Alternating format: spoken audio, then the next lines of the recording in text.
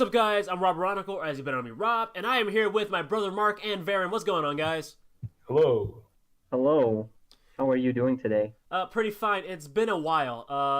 So if you guys didn't know, for you on YouTube, as usual, you guys just you really can't keep up with anything because you're not on my Discord server. And, it's kind of a communication problem because I don't really say anything on YouTube about this, but. It's been a while because, I'm a college student now. I've got, other stupid, lame responsibilities, because I actually, how dare I want to actually be something in life? So, I had to kind of put that before doing, podcasts. I really enjoy doing these, but, I've got priorities and, college really just, it gets in the way sometimes, I'm no longer a high school student. Your Rob has grown up. So... yeah, it's been a long time. In case you guys need a reference, last time I did a podcast was in August, and it is now mid-November. So, yeah, it's been a while. But needless to say, I am glad to be back. I'm hoping you guys are all glad to see me again. I mean, at least I hope. You're faking it, I'm glad to see you. I really missed listening into these podcasts. They're very enjoyable. It seems like all my regulars seem to really miss me doing it, so, that's nice. Because, like I was just talking about, that you guys wouldn't hear before this, but I was talking about how, I used to have a lot more people in these podcasts before everybody, started, being people and didn't want to dedicate anymore. But, it's whatever. I enjoy talking to my regulars a lot, it's no big. And for you guys at YouTube, I'm not talking to you. You guys are on YouTube, but, you really can't do anything about it. So, yes, Mark, the other Mark, not my brother one, we still love you, all right? You're cool with us, okay? So, guys, tonight we are talking about reboots, and not necessarily reboots in just video games, just reboots in general, pretty much any format. So, if you guys don't know what a reboot is, to keep it short, it is really it's just a reinterpretation of an original property. Just take, for instance, Ratchet and Clank. Everybody knows that was on the PS2 back in the day, back in the early 2000s. But, recently they got a reboot or a reinterpretation in 2016 labeled Ratchet and Clank. So it's just things like that, it's the same, it's technically the same thing, it's just kind of starting from scratch over again. It's starting from scratch over again. Don't ignore that part. But, we don't have our screw-ups. It's classic podcast format, it's a very casual environment as usual. But, yeah, reboots, it's kind of like a hit or miss kind of thing. Well, one, you got to make sure that what you're rebooting is actually something somebody wants. Because especially if your thing just started, don't try to do it over again, Especially, or if it's just a respected property that's just been around long enough to the point where, you really just, nobody wants a reinterpretation of it because they just want it to just either keep going or just stop, Something like that. But then you also have sometimes the reinterpretation can actually outdo the original. That does happen, I mean, again, it might not be able to capture that authenticity that the original had, but who's to say a reboot can't be better than the original? Yeah, because with Ratchet and Clank on the PlayStation 4, if they improved the facial animation and just gave the characters personality in the cutscenes like the original did, it would have definitely outdone the very first game because I enjoyed the gameplay a lot. I'm sorry, it was very okay, fun. So you restart that. I was glancing at Uncle Tomas's message down here. You said if it had. Yeah, if they improved. Okay, I was gonna say something. I was gonna say something. Because I mean, if they didn't screw up on the facial animation how they did, it would have definitely the cutscenes would have been a lot more immersive and more better. Oh my gosh, English is terrible. Yeah, that's okay, man. More better. Yeah, Uncle More Tomas, better. Uncle Tomas down here was saying he was just saying cough cough cash grab. That's usually the main motive behind a reboot. Let's be honest, But sometimes people just want to start it over again. Just see if they can, reinterpret, make a reinterpretation and up to more modern standards. And I can kind of understand that sometimes, and it can work out pretty good sometimes. So, as always, I always have the guest start first, so we can start off with just a quick question, we can just take it off from there. So, guys, one of you, what is the best reboot you've seen? No, okay, let's not say the best, okay? Let's just say, what's a good reboot you've seen or a bad reboot you've seen? Let's just, one or another. One of you guys. Actually, Vera, let's start with you. All right, start with you first. Okay. Good or bad reboot? Doesn't have to be the best. Doesn't have to be the worst. Just good or bad. And you're not locked to video games. It could be movies if you wanted to. I'd say I've already talked about Ratchet and Clank, so Star Wars Battlefront on the PS4. I'm just gonna say like the console because I don't actually know the date that the games came out. You don't need to. Star Wars Battlefront on the PlayStation 4. It could have been really good if they didn't incorporate microtransactions because I've played the game and it's really fun even without microtransactions. Because which one? It felt like a Battlefield. The first one. The first Battlefront? Okay. Yeah, because my parents got it for us a long time ago for Christmas, but we never really played it because we were stuck offline because we didn't have PlayStation Plus. But I decided to reinstall the game a while ago, tried it, and I had a lot of fun with it.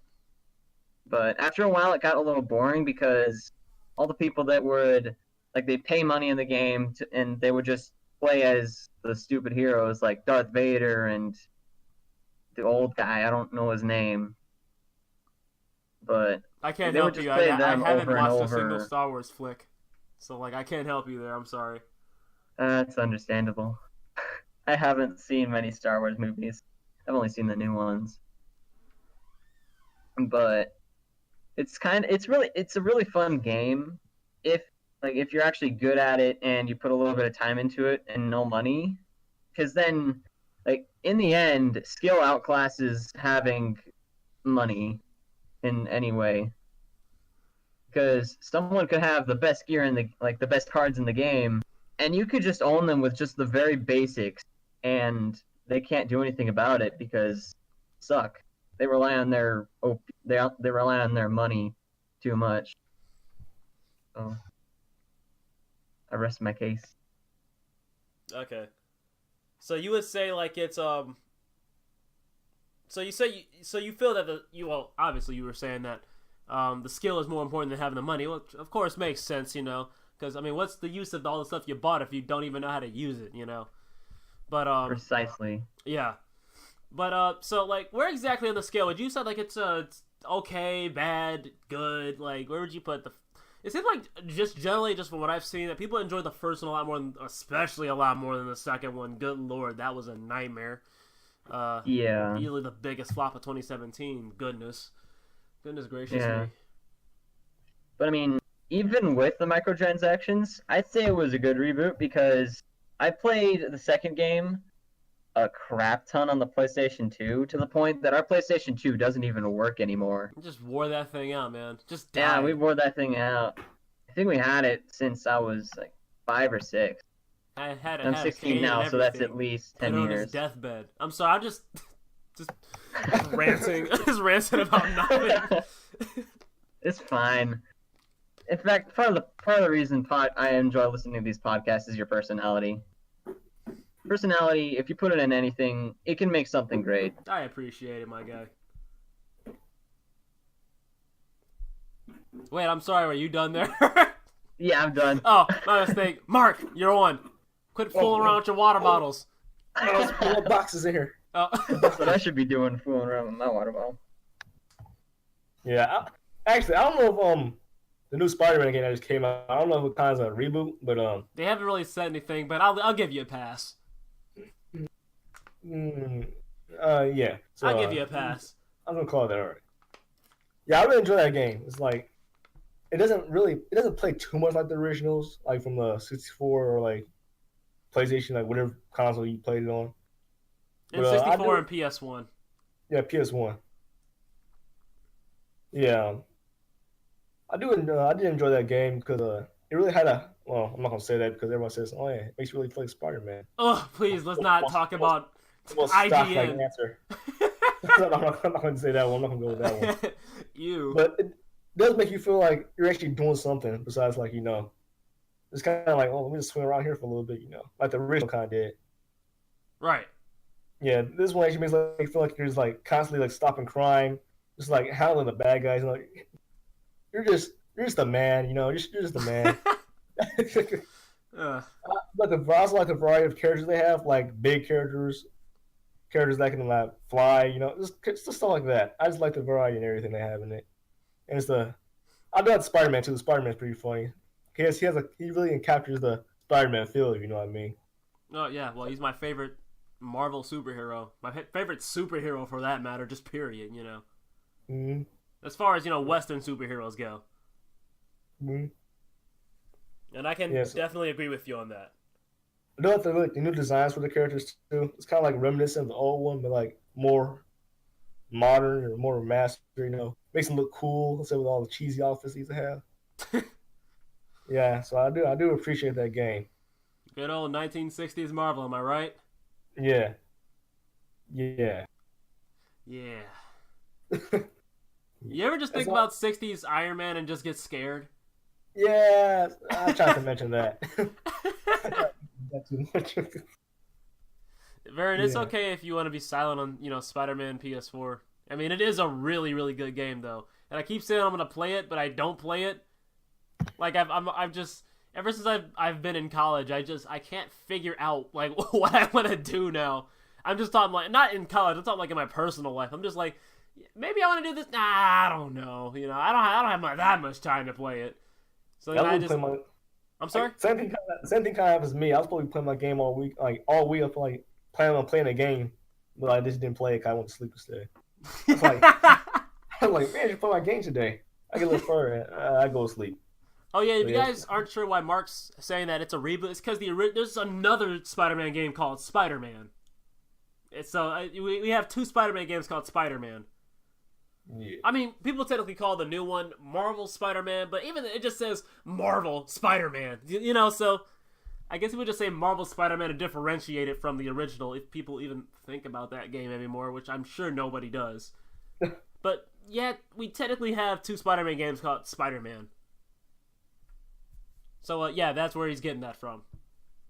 And we've both played the OG Spider-Man too. I'm sorry, Brad. I was just kind of finishing up my thoughts here, but I'll get to you in a second. But yeah, we both played the OG Spider-Man 2. I'm not talking like Spider-Man 2, the PS2 game. I'm talking like Spider-Man, the OG.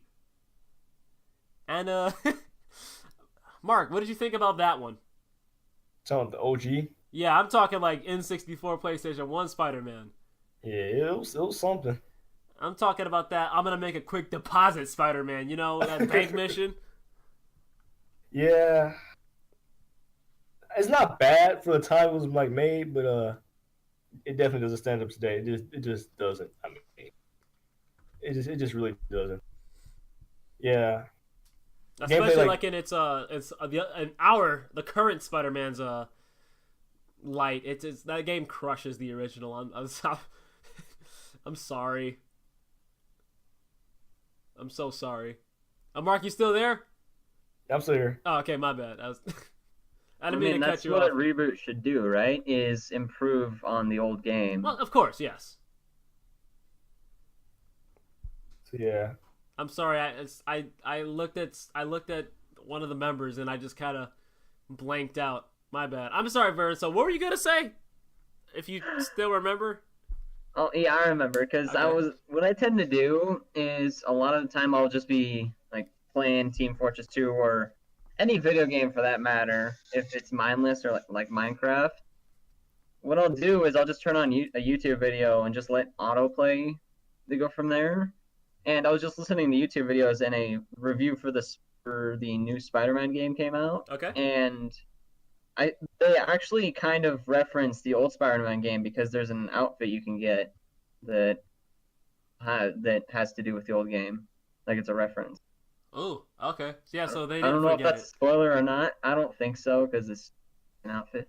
Bro, it's from the original game, and look, nobody's really gonna be worried whether they get spoiled for that original game. Nobody cares about that anymore. Yeah.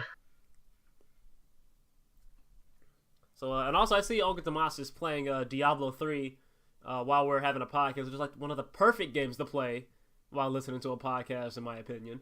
But I agree. Yeah, that is definitely perfect. Yeah. Because I was grinding Diablo 3 with my cousins one time while I was listening to this, and I remember 90% of it. Yeah, Diablo is it's a really good game to shut your brain off in, really. You know, but it's that's a really horrible way to put it. I think that's actually why the game is ridiculed. But like, let's be honest, it's just some plain stupid fun. Like, it just really is. Yeah. Sometimes just stupid fun is very fun if you have multiple people with you, because you just crack a ton of stupid jokes all the time. Oh, for sure. You could play it with one hand and have a convo. Yeah, actually, yeah. If you're playing on a PC, you could do that. But, okay, so let's get back to the conversation here before we go on about Diablo 3. I'll save that for a later time. Are you guys good about talking about reboots? Is it, like, my time to shine? Go ahead. Okay. So, I've actually played a decent amount of reboots and whatnot, and seen some reboots and whatnot, but I'll just go with one for now, so... Doom 2016. Varen, why did you ruined my focus with that long Robert picture? Like, why did? Somebody said Zelda. Soon. Sorry, I can't help it. Nah, you're cool, man. You really just caught me off guard with the long neck emoji. I just really wasn't expecting to see that. But yeah, Doom 2016. Now, unless you guys have been either you don't follow me on Twitter, unless you don't follow me on Twitter, just you don't listen to me, period. I mean, I even reference sometimes in my YouTube videos, but I love Doom 2016. I mean, like, I really, really like that game. Now, let's start off, because, I'm Robert, and I just really don't like to, shut up. Let's go with a little bit of history, all right? So, I've been playing Doom for quite some time. I've been playing Doom games since 2013, actually. And I've actually had an interest in the franchise for a while, I remember seeing it, actually hearing about it in 2010, actually. And it was the first time I heard about it, because I was in, okay, this is like the first time you're going to hear something like this, and I'm probably not going to do it ever again, but it was in 5th grade, right? And, this is back, like, I'm in that era of school where everybody's playing Call of Duty, right? And if it ain't Call of Duty, it ain't good, all right? So, I was just minding my own business, and I was talking to, 2011, not 2010, 2011 is when I first heard about Doom. But, I was in my, some art class or something like that. We were, like, making some clay figures or something like that, and I was talking to some guys. I think I was talking about Call of Duty. I actually didn't even think I was playing it back then. I think I was talking about some first-person shooter. And so then, we were going on with the conversation.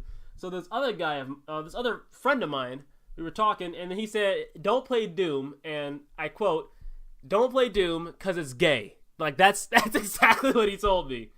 And I'm like, okay, fine, all right. I didn't really know what to think about it, because I didn't even know what Doom was back then, I was like, okay, I guess, but, again, this is back when, everybody was playing Call of Duty. If it wasn't Call of Duty or Halo, it was Call of Duty or Halo back in my school. If it wasn't Call of Duty or Halo, it was trashed everybody, which I thought was a really crappy mentality to have. But, yeah, so a few years later, I want to say about like a year, or even that same year probably, I was, just roaming YouTube looking up game-related stuff, not too different from what I do now, to be honest. But I was looking through game-related stuff, and I happened to see something about Doom. I was like, yeah, well, I got nothing else to do. And so I clicked on it, and it was some mod, and some dude was, like, trying to speedrun something. It just kept dying while, like,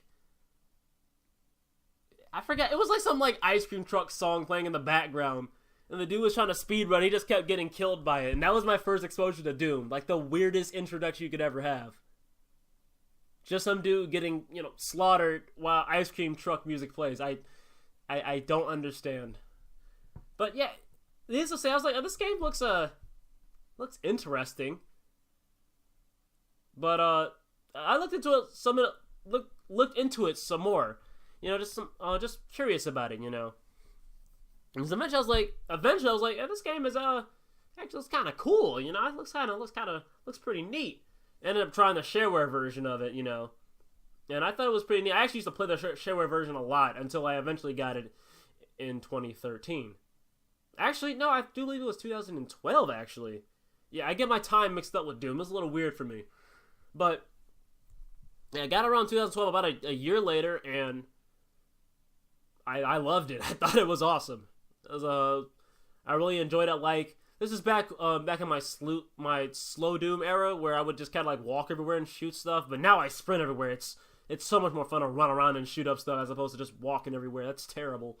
But needless to say, I was really enjoying it. Going from corridor to corridor, killing enemies, killing the bosses. All that good stuff. Had a good time. And occasionally I would run around, start zipping around, shoot up stuff, light some stuff up. But it was a good time. I was having a good time, and eventually that bled into the start of my YouTube channel. Doom, weirdly enough, started off my YouTube channel. Now it's all about, I don't even really know what you can say my channel's about anymore. It's just about stuff.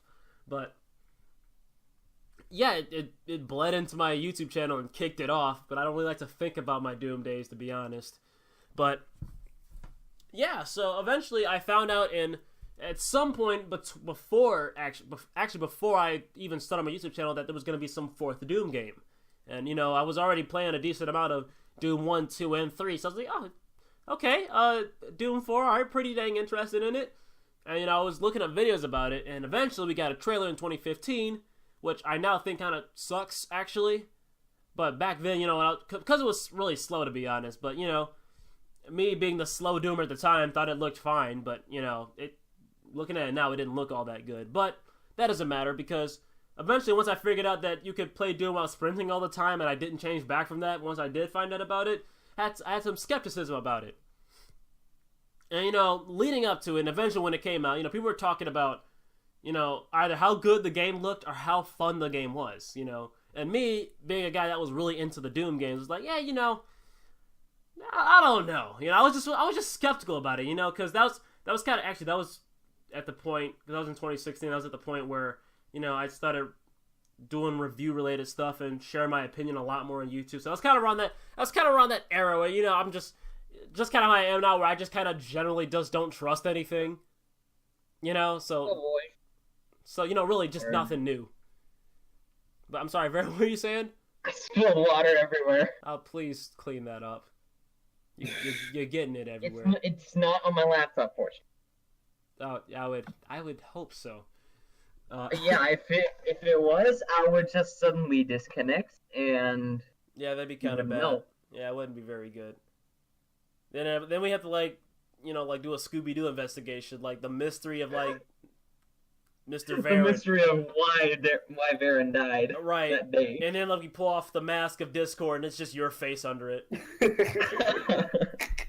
Yeah. But yeah, so I was really skeptical about Doom 2016. Didn't get around to playing it until the Christmas of 2016. Because I got some money for Christmas. So I was like, let's go check out Steam.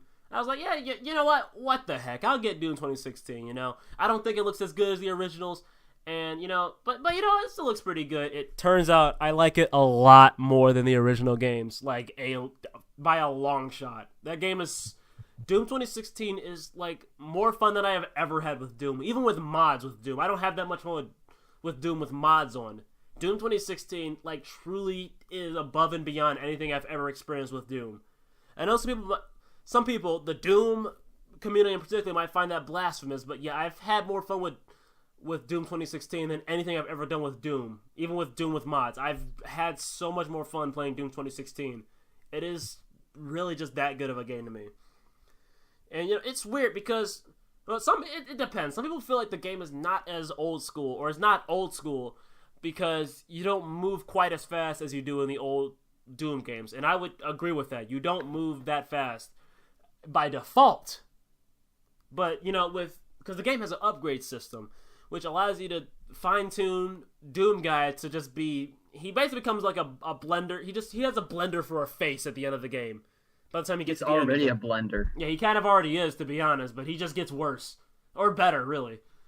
Yeah, but it gets to the point where you're just zipping all over the place, killing monsters really fast. After you kill them, you just get a burst of speed, so you're just dashing around the place, and it really just... It's almost strange, because, already by default, the game's a lot more fun than Doom to me. The original Doom 1 and 2. but somehow kind of like cranking the game up back to the original game speed, actually even faster technically, but cranking it back up towards the classic one almost makes it more rewarding. But along with the generally better gunplay and now the glory kills and all the ways you can kill enemies, it's like it almost like it transforms into like this weird child of classic Doom where like it's reminiscent of like its parents, but it's like bipolar. It's just losing its crap, but it's just so fun. And I really just cannot stress how fun the late game is. Once you have all, like, most of the upgrades you can get, all your weapons are fine-tuned to their best, and you're just zipping around, you're killing things really fast. Man, is it fun. That is a very fun game. And I will say the level design isn't quite how it used to be in the classic Doom games, I will say that it isn't quite as old school as it could have been, but it's still reminiscent of classic Doom. Doom 2016's goal was to take classic Doom and kind of make a spin on it, because they could have easily have made more of the same, and I would have been okay with that, to be honest, because I like Doom 1 and 2 a whole lot. Doom 2 was more of the same, and Doom 3 not really, but Doom 4, trying to be classic again, it could have been more of the same, but it decided to be more than just a standard reboot. It wanted to go above and beyond Doom 20 or the original Doom and Doom 2.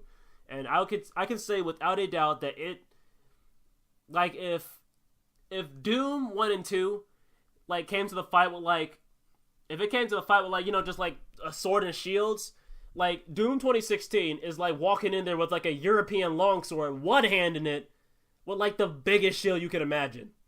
Like, that's Doom 2016 to me. And, I actually haven't played the game in a while, and I'm mad that I haven't because that game is good. But yeah, Doom 2016. Oh, and also the game is actually a pretty dang hard game too. Well, if you're playing on the right difficulty. If you're not playing on ultra violence on Doom, you're not playing it right. I'm sorry, but I think it's actually a pretty dang hard game too. It's pretty fun, it keeps you on your toes. But yeah, I think it's a really good game. I could not have been proven more wrong with that game. Like I really just thought it wasn't going to be that good, and I just really can't. I'm like that thing like. Like if I had to eat my words right now, like what would it would probably taste something like, just what is like the worst thing I ever tasted again? Mark, what was the worst thing I ever tasted again? I forgot. I'm surprised that I did. Was it what do you eat? That's chitlins. Yeah, it's like chitlins. Like my worst hit like chitlins right now. What does that taste like?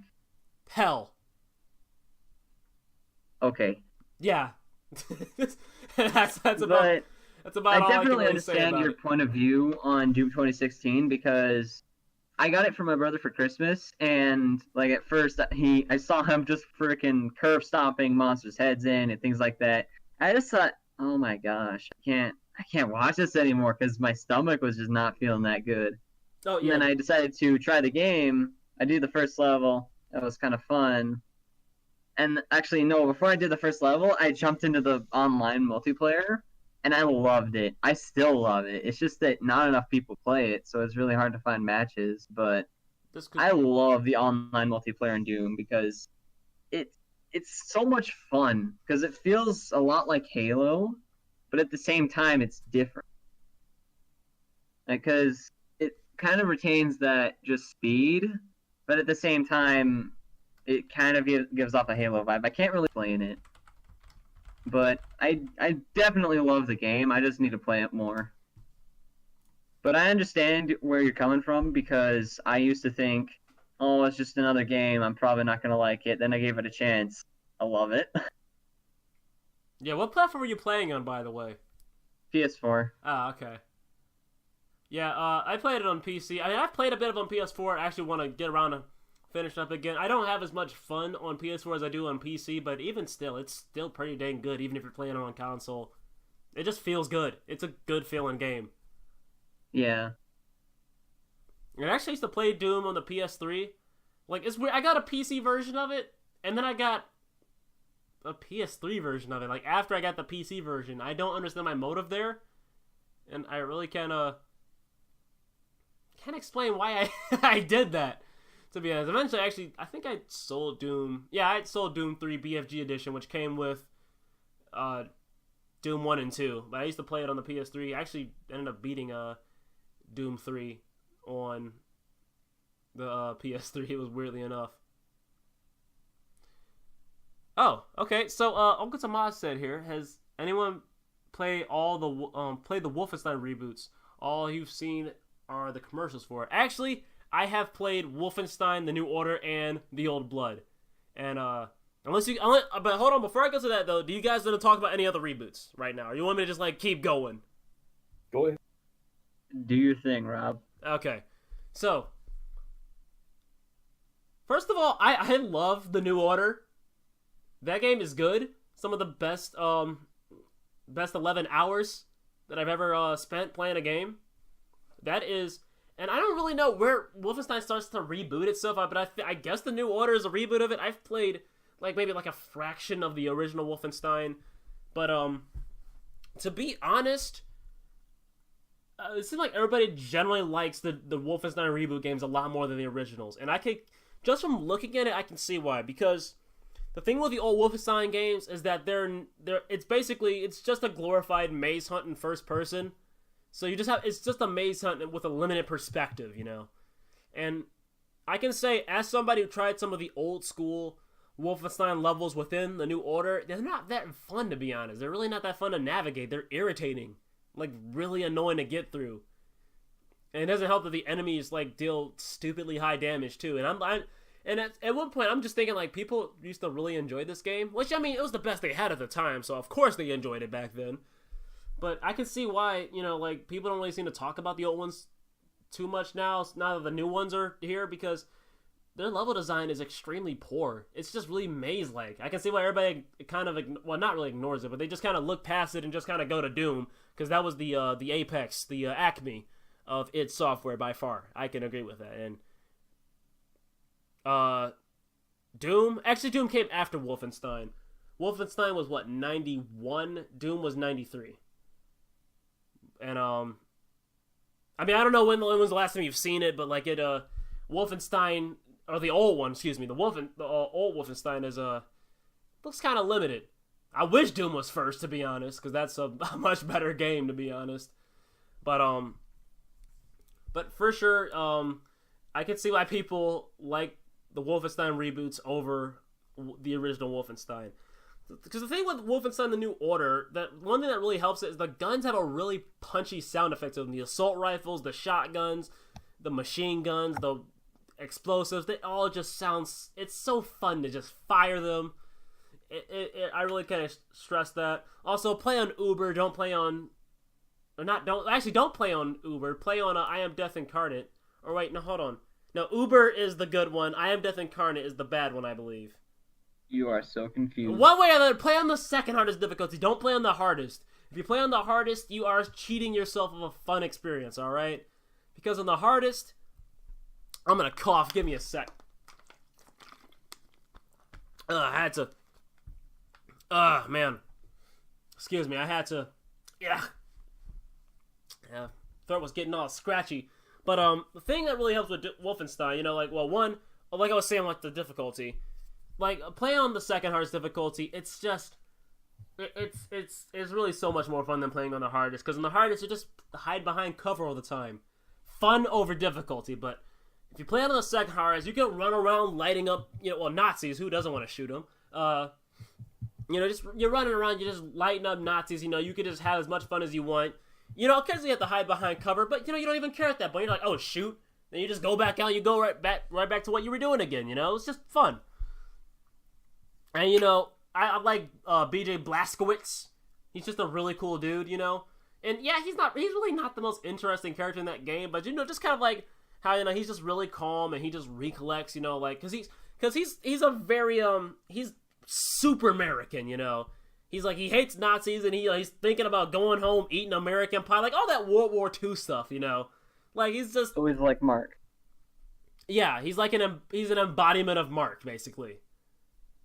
But, it's just interesting. Probably like him. Just hear him, recall things, just make small comments about little things, and, it's just interesting to hear him speak. The voice actor, I forgot his name, but he does a really good job of, just kind of capturing that mood. He's not like, he doesn't have Overwatch syndrome where he overblows his voice so much to the point where it's just uncool, Soldier 76. But I think you mean Grandpa 76 because that was your Steam username for a time. Hey, no snitching, boy. Well, it's not now, so. But yeah, BJ Blazkowicz is really interesting to listen to, And I really liked him in The Old Blood as well, although he really wasn't that much different. He was just kind of like, God, I wish I was done with World War II. That was really how he was, like, the entire time in The Old Blood, which is about half as long as The New Order, but The Old Blood and The New Order, like, I don't think it's as good as Doom 2016, but it's kind of close, I'm not gonna lie. The shooting is really good. It was done by Machine Games, no longer id Software. id Software did reboot Doom, but strangely enough, they did not reboot Wolfenstein. It was weird. But Machine Games did a fantastic job on it. Also, both Doom 2016 and Wolfenstein The Old Blood or The New Order and The Old Blood, were all composed by my boy Mick Gordon. And he works magic with his music, man. I love that guy. He has what people like to call industrial metal, where he has, like, it's like heavy metal, but, like, it almost in, like, the heavy metal is kind of losing its mind and is getting distorted. But it just sounds so good. I mean, Doom 2016 is, like, the apex of that. It's, like, the acme of that, because it's just so good in Doom 2016. But even then, it's kind of, like, criminal to say it's above it, because, like, all his work is just good. Like, that guy just really knows what he's doing. Also, it seems like Mick Gordon is always working on the music of, like, a reboot of something, because he worked on the music of Doom 2016, which is a reboot of the Doom games. He worked on the Wolfenstein games, which is a reboot series of the original Wolfenstein. Also, yes, Sauce, who appeared briefly, and then, see, that's the thing I was talking about, where some people like to disappear. Although Sauce might have had an issue. I'm not gonna, like, knock him or anything, it's all good, And hey, maybe he only had a little bit, he or she, I'm not sure who it is. Maybe they didn't have enough time, It's no big, I'm not getting mad over it. But yeah, it's just like ketchup when you have something to put ketchup on, and you have a whole room full of people. You don't have enough ketchup. It's there for a little bit, and then it's gone. That is really weird. Never talk to me about that ever again. That was strange. I don't know what I was talking about either. I get confused very easily. But yeah, like I was saying, it seems like Mick Gordon works on, like, the music for reboots all the time. Doom 2016, the Wolfenstein series, Killer Instinct, Prey. It just seems like that's his thing. He just works on the. It's like he just takes, like, he looks at the original source and he just spins it into something super good. But let's get back to what Uncle Tomas was saying. I was going on a huge rant about just how much I love Doom 2016 and Wolfenstein. He was saying Duke Nukem was the best of all, and it was also the worst reboot, as people still have pre-orders for a game that's supposed to be out in, like... Yeah, I remember that. Well, actually, I don't remember that. I wasn't born when Duke Nukem 3D came out. But I remember just seeing something about that. Look forward to a Duke Nukem 3D sequel soon, after the end credits of Duke Nukem 3D, after, like, its DLC. Can you believe that DLC was in the 90s? Like, technically? Like, that just feels weird to think about. Maybe that's just me, like on expansions, because expansions are just DLC. Me? It's just me? Okay. My bad. I shouldn't even have brought it up then. But, yeah. Duke Nukem... oh, right, because, yeah, sorry, Duke Nukem Forever was a thing. Now, that is a sequel to Duke Nukem 3D, right? Duke Nukem Forever is a sequel to Duke 3D. Uncle Tomas, I'm asking you, because I really wouldn't know that. I've actually played and beaten Duke 3D, but, I mean, like, I don't really I'm not a fan of the series. I just like Duke 3D, to be honest. Oh, wait, no, you're playing Diablo. You can't really just jump in and answer like that, but, yeah, just whenever you can. Oh, I see you're doing it right now. Oh, okay. But, yeah, I remember hearing Duke Forever.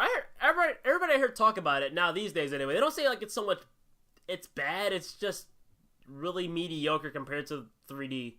But I see you're typing it up, so I'm looking forward to that. So I'll just keep this ball rolling while you're typing that up. I'll get back to you on that.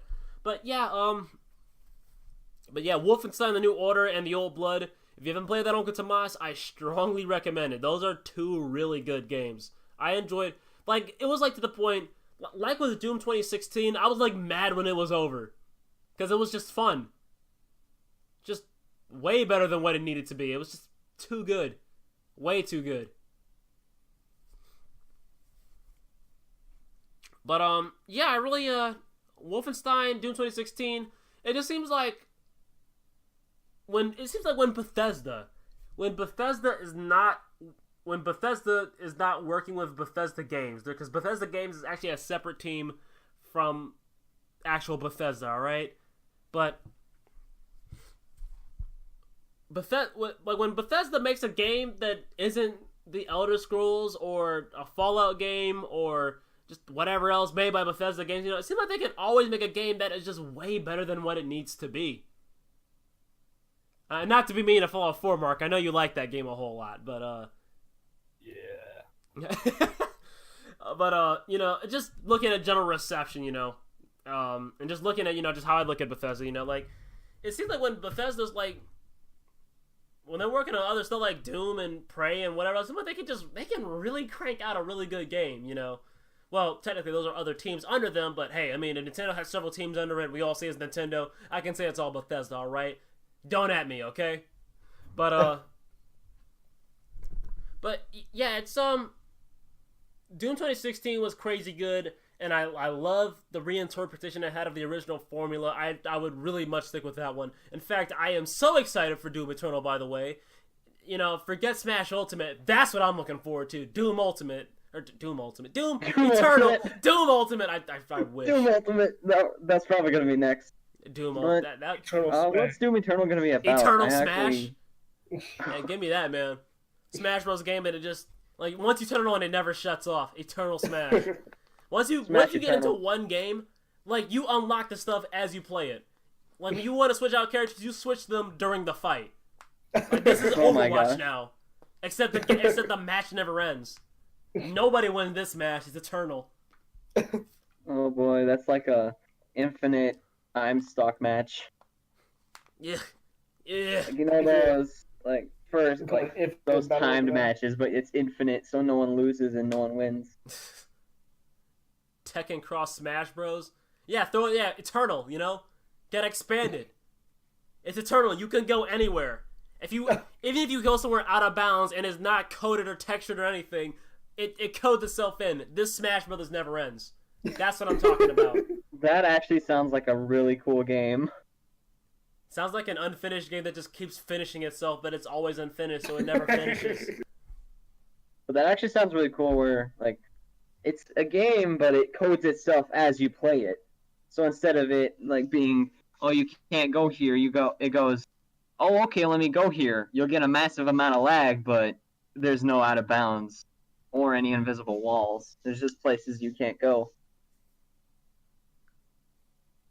It would actually be a really cool game now that I think about it.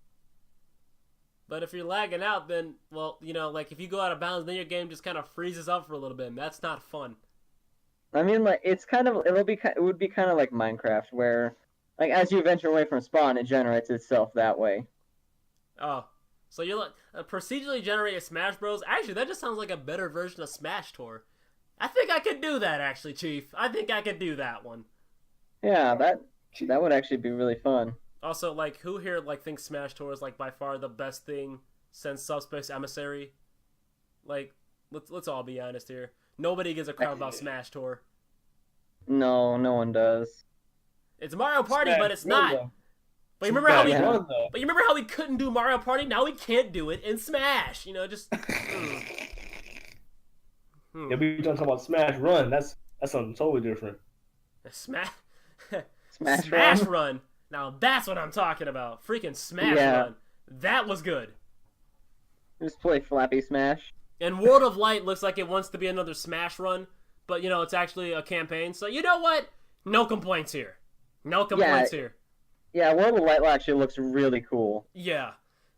So anyway, I'm sorry, Uncle Tomas. We're talking about like a dumb joke. What are you saying here? Duke Nukem Forever was a sequel, but it tried to lift too hard up to 3D. Prefer 3D. And then you were talking about Tekken Cross Smash Brothers, so that's obviously when we were joking around. But You know, I actually intend to try Duke Forever sometime, just to just see how it is, But it doesn't really look that good, to be honest. But I don't know. I don't know. So yeah, reboots. All right. So let's get to the nitty gritty here. So what's a bad reboot? I'm not talking like video games. I mean, it could be any bad reboot. But it was just like, we were already questioning why you existed, but now you can't even justify it. Like we're talking like that. So let's see what Varen's talking about here. Really, Doom Eternal, Smash Ultimate Doom Brothers Eternal. That's too many syllables. You're under arrest. Oh no! I didn't know the English police were here. How are you gonna arrest me though? Just like put me in like virtual handcuffs or something? Yeah, I think that's how I'll lock you in. No, boy, remember I got a meme jail in here. I'll lock you in meme jail. That doesn't work. Yeah, it does. I'll lock you in meme. I'll just lock you in meme jail, and you can never get out. There was this one guy in here. I locked him in meme jail for like 3 months. Yeah, he never got out. Where is he? Did he die? He's offline. I probably starved him to death in there. Wasn't able to give out any memes, so his life energy just ran out, and he just kind of turned into you feed him daily memes. I didn't even give him that. I just let him rot in there. Can you imagine that? Just replacing meals with food. Just at prison, you get 3 memes a day. 3 memes a day. 24. I bet they're probably not even good memes too. It's like troll face and like unfunny top text, bottom text memes. Yeah. Like when you don't give Mario his spaghetti or something unfunny like that. You mess with the doggo, you get the froggo. That's a little more recent, but yeah, that's no longer funny anymore, really, either, to be honest. Or is it the other way around? I don't even know. Anyway, so... Whenever you make a joke, I just flip and lose it. But yeah, I want to talk about some bad stuff now. So let's talk about some bad reboots. Just anything, period. Varen, you first. Oh boy. I don't really know any bad reboots, really. Because the only reboots that I've actually played or experienced are actually good ones. Seems like you were ill-equipped for this podcast. Partly. But it's mainly because most of the time we only have good games. We don't really have many bad games around my house, so... Mark, I summon thee. I did not prepare for bad reboots. Mark, I thought you were gonna say hello there and just not do anything after that. Oh no, that was like a couple podcasts ago, but this time hello there. Just say nothing goes to the podcast. Wait, Varen, he's talking. Shh. So yeah, that was a couple podcasts ago, but this time I'm prepared actually. Oh, you're prepared? You're equipped? Yeah, I'm equipped this time. So yeah, you talk about bad reboots. That's basically every new cartoon these days. There's just so many cartoons. It's just like, like just. I don't even need to mention this, but Teen Titans Go. I mean, it's just when you watch the original, you watch that, it's like, oh, it's just so disappointing. Which would hurt you the most? Like out of like all the bad reboots you've seen on cartoons? Because yeah, you do see a lot of those. I don't know. It's probably Ben 10. Because I grew up with Ben 10. It was my show. I watched it when I was a kid. I just love that show. I used to get up every day and just watch that show. You want to give us some backstory? Maybe? Some backstory? Yeah, okay. So Ben 10, that was my show. I used to get up and watch it every day as a kid. And eventually they started making more cartoons. Like kind of like a sequel, kind of like Ben 10. It was Alien Force. But Ben 10 is a little older, Ben 10, he's doing other problems, more teenage problems. Yeah, more teenage problems. It was a little boring, but it was all right. Ooh, Thundercat. Yeah. Ultimately, it was a little better, but I still prefer the original. And they came out with Omniverse, which I don't even know if that's actually part of the same universe or anything. I just don't know what that cartoon takes place at. It seems like we never even cared enough to even like really pay it that much attention, to be honest. Yeah. And it could have been good for all we know. We just I watched like a couple episodes. It's not bad, but it's not like Ain't like the best either though. Okay. Yeah, but then here comes the new cartoon, Ben 10, the reboot. That cartoon is just such a disgrace compared to the original. Oh my goodness. I just On a like scale of 1 to 10, how bad is it? I don't even know. I just don't even know anymore. I don't like it.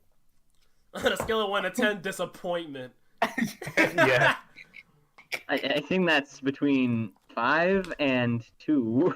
Well, Uncle Tomas puts it at a negative million, so, I'll go with that.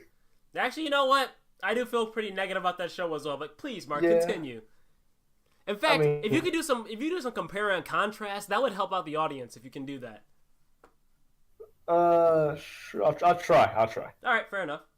So, you just think about the consistency with the art styles. The original Ben 10 had consistency with the art style, like everything is made by the same person. Everything's drawn like, well, I won't say neatly, but it's in the same way. When it comes to even like I think in Alien Force and Ultimate Alien, I think it's drawn similarly to like the old school. But when it comes to the reboot, everyone else is a different art style except for the main characters, which I really hate. The art style is not like drastically different from the main characters, but it just enough so you could tell that they really didn't put any effort in like the background characters. Like just for example, like more modern, like not the more modern characters, but the main characters had like shading on them, like blush coloring and everything. Background characters, they just line drawing is lazier. It just like all together, it's just the story, the plots of like the cartoon is just so lame. Also, didn't they slash continuity for the reboot? Like it doesn't matter, unlike the original. Yeah, where like every episode mattered. Yeah, and the thing that really bugs me the most about this cartoon is when Ben 10 turns to forearms. When he turns to forearms, his outfit is his original outfit from the original cartoon. But it doesn't make sense because when Ben 10 transformed, he would transform like kind of like his clothes kind of merged in with the alien design. Like, I see forearms wearing like his shirt from like when he like in normal form. Like his alien form adapts to his clothes, basically. Yeah, kind of like that, yeah. But in the reboot, he's still wearing the same black and white shirt which he wore in the original. But does he wear like green now in the reboot? Yeah, he wears like green, like some brown shorts. But it turns into the original forearms from like... Wait, it turns into the forearms based on the original Ben 10, as opposed to actually adapting to his clothes. Yeah, so it just really doesn't make sense. I think Rick Khan won the colors for one of the aliens, but I can't remember which one it was. Oh, it was that one alien that could take control of technology. And his colors were originally black, white, and I think green. And I was like black, white, and purple. Like what? I guess it's a little change, but it's not like too drastic. But it still bothers me. Like what? I think it's just the little things and the little lack of care they put into it is what bothers you. Yeah. And really, the color scheme with that is kind of like that little alien right there is kind of like the color scheme for the Omnitrix. So it just kind of doesn't fit well now. It's like, why did you choose purple over green? Seems like nothing corresponds to each other anymore. It just kind of happens. Yeah. You want to talk about the fact that none of the villains are maybe motivated really anymore or have proper motivations in the reboot? Yeah, they don't really have like motivation like they did in the originals. Cause the original, most aliens that came out of Ben 10 would go after the Omnitrix. They weren't just messing stuff up. They would go after the Omnitrix. They were just going for the Omnitrix. This one, they don't really care about the Omnitrix. They're like, oh yeah, I want this money. Do they even acknowledge it? Maybe like a couple times, but I don't really think so. And you can clearly tell that this then the fight scenes are just soft for time because the fight scenes are just like very drawn on, just slow. It's like a lot of talking during them. Like, where's the action at? Like the original is like, oh yeah, they had like tons of action in it. It was just like, oh yeah, this is pretty good. Well, everybody, somebody was always getting the crap beaten out of them in the original. Yeah, I was getting whooped in the original, but this one's like, oh, I had to like my life story and everything. This is why I want to become a big bad guy. It's like no one cares. Just get to the point. I mean, naturally in the original, they had to tell you a little bit backstory too, but this one, it's like they're just talking like you're a one-off character. What are you talking about? You are not going to be remembered after this. What? Yeah, like you don't even show up again. Get out of here. Enough talkie. More punching each other in the face. Yeah, they try to go with like this series. They try to go with like a humorous take on it, which the original already had humor in it, so I thought it was pretty good. But this one is like, what is this? What are these jokes? Remember when all those clues people said that it was all about the comedy in the original Ben 10? You know, somehow I don't think so. Saying I watched like almost every episode when I was a kid. Yeah, but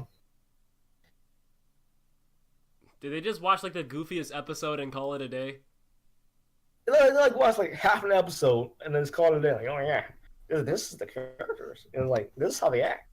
Like they just don't. Hey, you know, like the one savior of that show though, the reboot. What? Grandpa Max, because he doesn't change. He's just kind of still Grandpa Max. The one thing I thought about was weird about the original cartoon. It had like there was one episode that had like 3 different endings to it. I don't know why. But it was weird. Like it was an episode where Ben 10 gets his honor tree taken off. And like it had an ending where like Gwen would get it and Grandpa Max would get it. That's another ending. Yo, I remember that one. And it was I think it's like the true ending where Ben got it. It was weird. I don't know what that was really about because it didn't really come on TV too often, or at least I never caught it on TV too often. But it was just really weird. Like yeah, this one you could bet that's not gonna be a new one. Yeah. So yeah. Okay, so which one do you feel is a bigger nightmare? Let's just be honest here. The Ben 10 reboot or the Powerpuff Girls reboot? There was a Powerpuff Girls reboot? Yes, there was.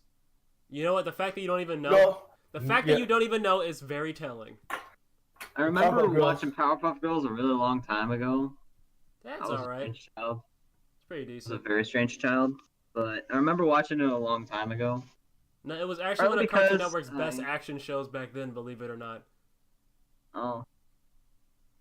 Back when we keep talking at the same time. Say what you're gonna say. I'm done. Rob, I didn't say Zelda. Okay, calm down. That's just become a meme. Yeah, it's okay. But I remember watching it a long time ago, and I think the main reason I remember watching it was because I gave myself a bloody nose by slamming my face into a beanbag. Don't question me. I was a strange child. I don't know what to say to that. Just keep going. But yeah, I remember watching it a long time ago, but I didn't know there was a reboot. So I guess that's either A, how bad it was, or B, I just didn't really know about it. It's probably both. Because I didn't hear about it because it's that bad. I don't know where I'm going with this, but... No, it's okay. I mean... I also remember watching Ben 10 a long time ago. I don't remember how it went, but I remember it was really entertaining. Yeah, in that case, don't spoil your taste. Don't watch the reboot. Just save yourself the time. Yeah, don't do it. Okay. Anyway, Mark, you were saying that you thought Powerpuff Girls was worse. I know we really haven't watched all that much of it because it was really just that bad. Yeah. But can you just recall anything off the top of your head since you get the spotlight right now? Yeah. Wait, actually, is Powerpuff Girls? That's not really a reboot, or is it just like kind of a continuation? It's a reboot. Reboot. Okay. It's officially a reboot. All right. Yeah, it was. I don't. I mean, the Ben 10 thing is bad. Because of Powerpuff, I just don't know what's going on in the Powerpuff Girl. I was like, what is going on? I mean, I can tell like some things are a little bit different, like the way characters react to things, because naturally they don't have the same writers on like in it anymore. But yeah, it's just. So you're saying what is going on? You're talking about like in terms of the reboot, right? Yeah, in terms of like the plot and stuff, really. Oh yeah. No. Okay, so between Ben 10 and Power Girl, I'm not really sure which one's really worse. Truthfully. Dang, you hate both of them that much? Yeah. You know, I don't even blame you actually. the colors for Power Girl are like too bright for me. She's like, what is this? Yeah, they did like blow everything up. Like they just turned the gamma up. Like, Another thing I really do not like is they rounded off Professor X or whatever his name. No, stop! No, we don't. No, we don't talk about that. Stop. He rounded off his chin. It's just like, why? All things you just. For what though? Yeah, his whole design was like supposed to be like a rectangle. Like, he just ruined it. Stop. They softened him a little bit. Yeah, they softened his chin. Like, of all things. And yet everybody notices. Yeah, no one likes it. Well, I'm gonna be honest with you. Like the opening of it is extremely good, but it does not represent what the show itself does. Yeah, it just doesn't have the same feel to it either. It just doesn't. Yeah. So I actually kind of remembered something about a bad reboot. Oh. And like the Ratchet and Clank reboot, it was kind of a 50-50. The story and the characters and animation, absolutely awful, but the gameplay was good. So it's a bad reboot and a good reboot at the same time. Okay, Mark, did you have anything to say about the cartoon stuff, by the way, or were you about done? Well, it's not really about the reboot, but like, Powerpuff Girls in general, I know they had a couple different cartoons that went on. They had like that 2014 special, then they had the 2016 reboot. I don't know what they had before that. They actually had an anime at one point. Oh, you're right. Oh, but it was not good. So we're just we're trying to ignore that one because I don't even know what's going on. Man, yeah, that reboots. Sounds cringy just hearing about it. It does not. It doesn't play out well. I just seen like a couple clips from it. You just shouldn't. You just shouldn't. Some things like you should, but that was one thing you just shouldn't. Mark's official approval of disapproval. All right. You just quoted about it. You just shouldn't. I think at one point, Professor, what's his name? Whatever his name is. X. Yep, X. He had a son in the anime, so it was making it even weirder. My child. My child. Ugh, weird. Yeah, so the cartoon has been through some phases, but basically, it just every time it gets worse is what I'm hearing here. They should just leave it at the original. They just like, oh yeah, maybe just play reruns or something. Just don't reboot it, man. Okay, but you know what? If Cartoon Network reboots the regular show, I'm gonna fight somebody. I think it's a little too new to be rebooted, though. Yeah, I'm just saying, like, if we're talking like a decade or two from now, they reboot regular show, I'm about to fight somebody. Like, for real. Like, don't do that. Do not do that. Leave J.G. Quintel's work alone, okay? Because they seem like Was it that good? I love regular show, dude. Especially, like, the earlier seasons, man. It was great. I mean, the later seasons were good, well, except for, like, what was it, like, season 5 or 16? Or 16. Was it, like, season 6, was it? With CJ? And how much of a nightmare that entire season was? Yeah, that was terrible. That was a horrible season. Like, let's never talk about the whole CJ phase ever again. That was the most boring it has ever been. But the rest of it, though, it's amazing. Even as, like, the later stuff wasn't quite as good as the older stuff, it was still pretty good. Like, regular show never really lost that much steam. Except for the whole CJ arc, but we do not talk about that one. CJ. Stop. What did I just say? So in that case, I should probably watch it because, I mean, the last time you recommended a show to me, that was JoJo's Bizarre Adventure, and... Yeah, it only took me a year to finally convince you. Yeah. What's funny is you didn't even really convince me. I just kind of thought, I'm curious about this, so I'm going to watch it. And, well, I flip and love it now. Like, whenever Fighting Gold comes on, when I'm listening to music, I physically can't interrupt it because that's how awesome it is. Okay, Tomas, you're saying you still want gold-plated wings. I feel like such a plebeian saying this, but what is that a reference to? I'm sure it's something regular show related, but I feel bad not knowing that. I need to just go ahead and get like regular show on Blu-ray or something like that and just start watching it. The uncensored version, of course, not the version that, not the censored version. That sucks. Like, for real, I hate it. Remember we watched it on Hulu? And they had a sense. I don't know if you even noticed, Mark. Actually, I don't know if you paid attention to it like that, but I noticed it when they censored it, and I did not appreciate that. Like, I actually think that some of the authenticity of the regular show was the fact that, like, it actually kind of pushed the boundaries of Cartoon Network a little bit. And, yeah, I just, I really appreciated that era, because I was like, whoa. Because, I mean, how many cartoons back in the day did you hear, like, a character say,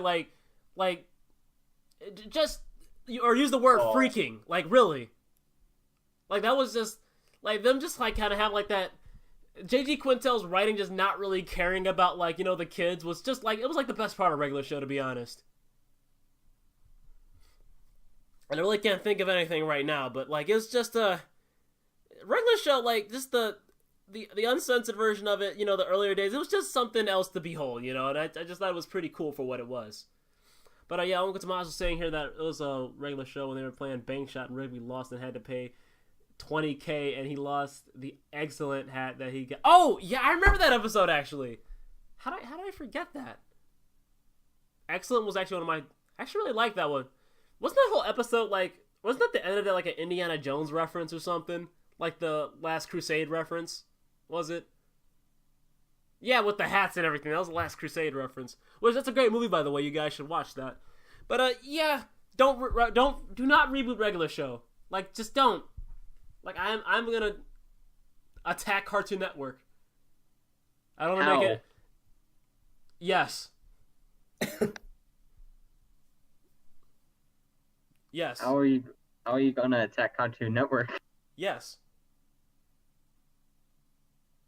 I don't understand. You're just saying yes over and over. You will. But yeah. So yeah, Mark, that was for you in your bad cartoon reboots, right? Yeah. That was your whole thing. Varen, what say you, my guy?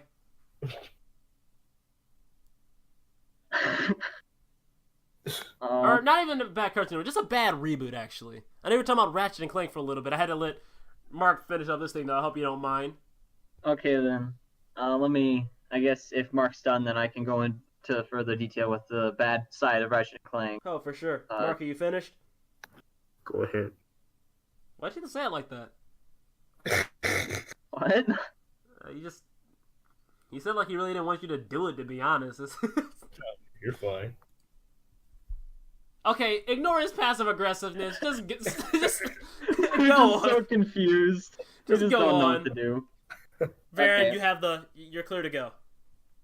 I have the torch. So, the bad part about the Ratchet and Clank animation was the fact that in a good chunk of the cutscenes that weren't from the movie, it looked like they were just like two robots talking to each other with like some hand movement every now and then. But most of the time, like Ratchet will say, "Wow, I'm so excited! You're my hero!" and he'll say it with a completely straight face and no movement at all, and just he has no personality whatsoever. Hey, you want me to sum up the cutscenes? Like in one sentence? Yes, do it. I want to hear this. I am Clank. This is Ratchet. Oh my gosh, yes. I think I saw the same video that was from. But I definitely remember just someone talking about that, how it was just, I am Clank, this is Ratchet, I am Clank, this is Ratchet, just that over and over for like 2 or 3 hours cutscene. But yeah, it's kind of a shame that they did that, but at the same time, it might have been because of the movie, I don't know. Yeah, I lost my train of thought. I'm almost kind of hoping... I liked the movie, actually. Some people didn't really like it. I thought it was okay, though. You know, it wasn't the best thing I've ever seen, but I just liked it. You know, I enjoyed it. Enjoyed my time with it, especially Captain Quark. He's always just kind of been the funniest character, to be honest, but, you know.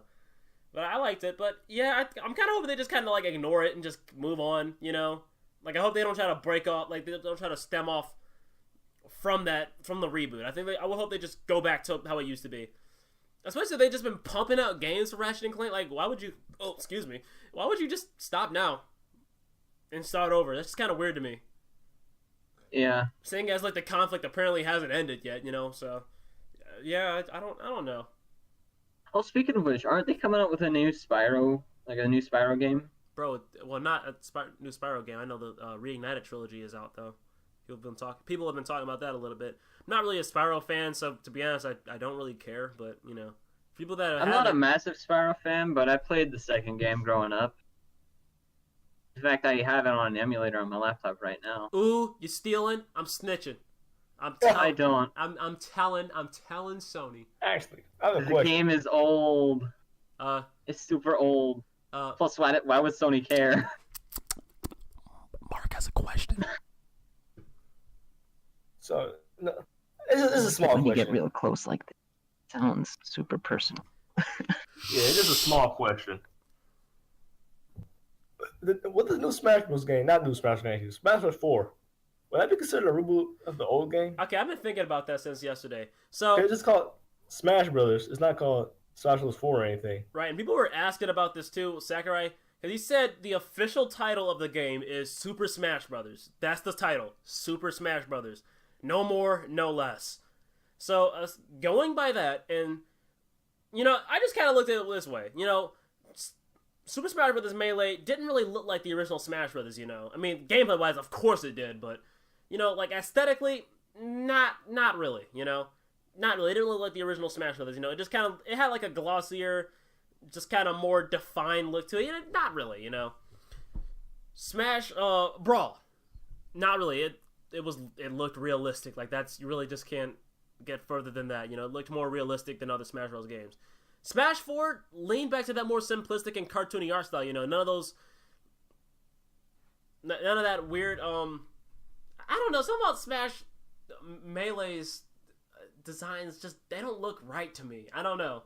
They don't look very Smash Bros. Like. It seemed like they were just almost like they were trying to make it look realistic, but it just kind of looking kind of scary. Like, I don't I don't know. But Smash 4 has that more simple look to it, that cleaner, just simple look to it that the old games had. Minus, the more anti-aliasing part. But but yeah, that cleaner look to it. I mean, it even lacks a campaign like the original game does. So, I mean, saying that it's officially called Super Smash Brothers, the only differentiation being what platform it was on, I guess you kind of could say it is a reboot, in a sense. Alright. I was just wondering about that, because, like, they haven't had the old menu thing for when you finish a stage or something. So it's like, I was just wondering. But they should have had the Super Smash Brothers thing that I should say at the end of the intro, which I love. I think, like, the first Smash Brothers announcer, even though he didn't have the best English, he's still my favorite one, Yeah, they should have had that at the end of the intro. That would have made it. That would have confirmed it being a reboot for me. Right. I mean, I like Xander Mobus, and I like how he was trying to sound, well, actually, no. Brawl is my favorite one, not the first one. Brawl's announcer is my favorite one. Like, he's my favorite by far, He sounds older, and he's got that wisdom, because for some reason in Smash 4, he sounds a lot younger, actually. Like, Brawl by far has the oldest sounding one. He sounds the most mature out of them. Mm-hmm. But, the first game definitely has my second favorite one, though. I just like him, Samus. Even though he said Samus, which is just, that was so wrong, And, Donkey Kong, he had some issues here and there, but I just kind of liked him, But come on, though. When he gets in there, he's like, Super Smash Brothers! Do you not love that? Like, let's be honest. Yeah, he's the only announcer that's done that. Where he screams the name of the title. And he has so much hype behind it. Do you not love that? Yeah, that needs to be a new game. That really needs to be. Smash Ultimate. Do it now or you trash game. Just right now. I don't think that's how it works, Rob. You either hype up the title or it's just bad. Just garbage. But yeah, I mean, I guess you could say 4 is a reboot. I guess. Nintendo has always been really bad with, like, interpretations of franchises. It's kind of like, yeah, it's a reboot, but it's kind of not. But it kind of is, though. Like, it is, but it ain't. And then, like, Zelda was like that for a while. They're like, oh, wait, no, it actually is a story, but it still kind of is a reboot, though. So, yeah. Yeah. And, you know, the only franchise seems like it explicitly reboots itself is, like, Star Fox. Like, Star Fox seemed like it just starts over all over again, you know? It's just like, all right, here's the next interpretation of the original Star Fox. And you know what? Star Fox doesn't give a crap, all right? Although I heard Star Fox Zero was kind of bad.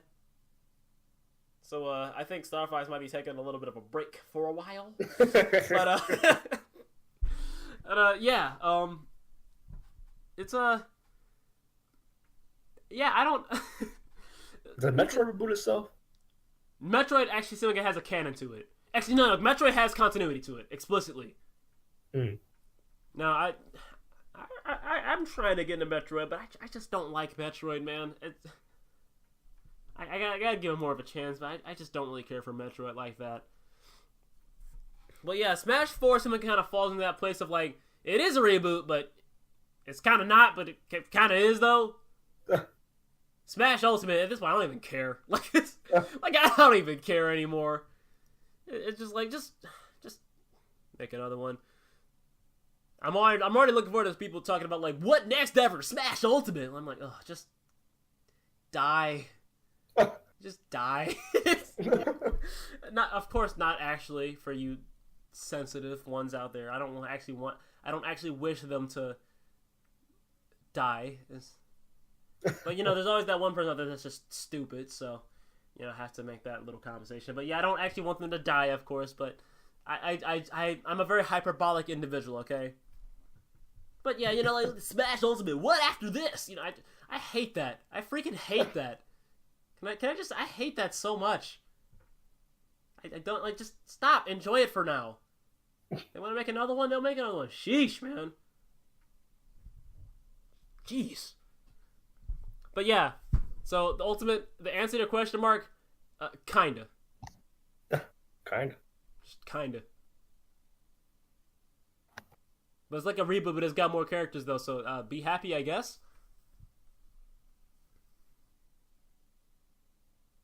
I need a Tomodachi Life game though. Boy, I'm just trying to say.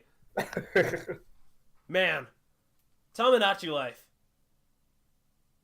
Now, I guess you could say Tomodachi Life is technically a reboot of Tomodachi Collection. But, you know, like, keep going. It kind of is. Like, for Japanese, it would kind of be one, but for us, it wouldn't be one. So it's a little weird with that one. Could you port your characters over from Collection to Life in Japan? I don't know. You probably were able to. Because I know a lot of Nintendo games just do that in general, so. No, actually, I don't think so. Just because of the fact that it was on the DS, the original ones. Hey, they better compensate. Yeah, so you probably have to remake them, sadly. Just think in mind. Isn't Tomodachi Life in Japan just Tomodachi Collection New Life? Like, it's just too many syllables in it? Gotta call it the syllable police again. But yeah. How does that even work, though? What? Syllable police? Yeah, like if something does not deserve as many syllables as it got, you're under arrest. That's exactly how it works. So basically, like every modern JRPG title, they're all under arrest because they're always too long. But yeah, yeah, I don't really know what. I don't know. But oh, Varen, you didn't talk about the gameplay aspect of Ratchet and Clank 2016. No, I did not actually. Yeah, you didn't. Hop to it. Actually, really quick before we do that, let me see what Uncle Tomas had to say here because he's our most active listener tonight. So he's saying he said he's going to reboot.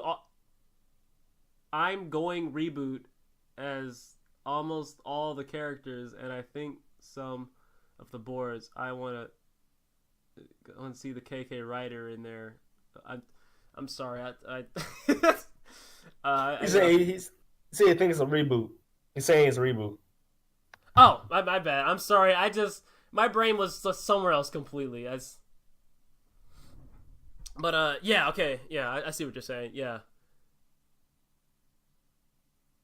Oh, okay, I see what you're saying. Okay, I had to reread it a couple times.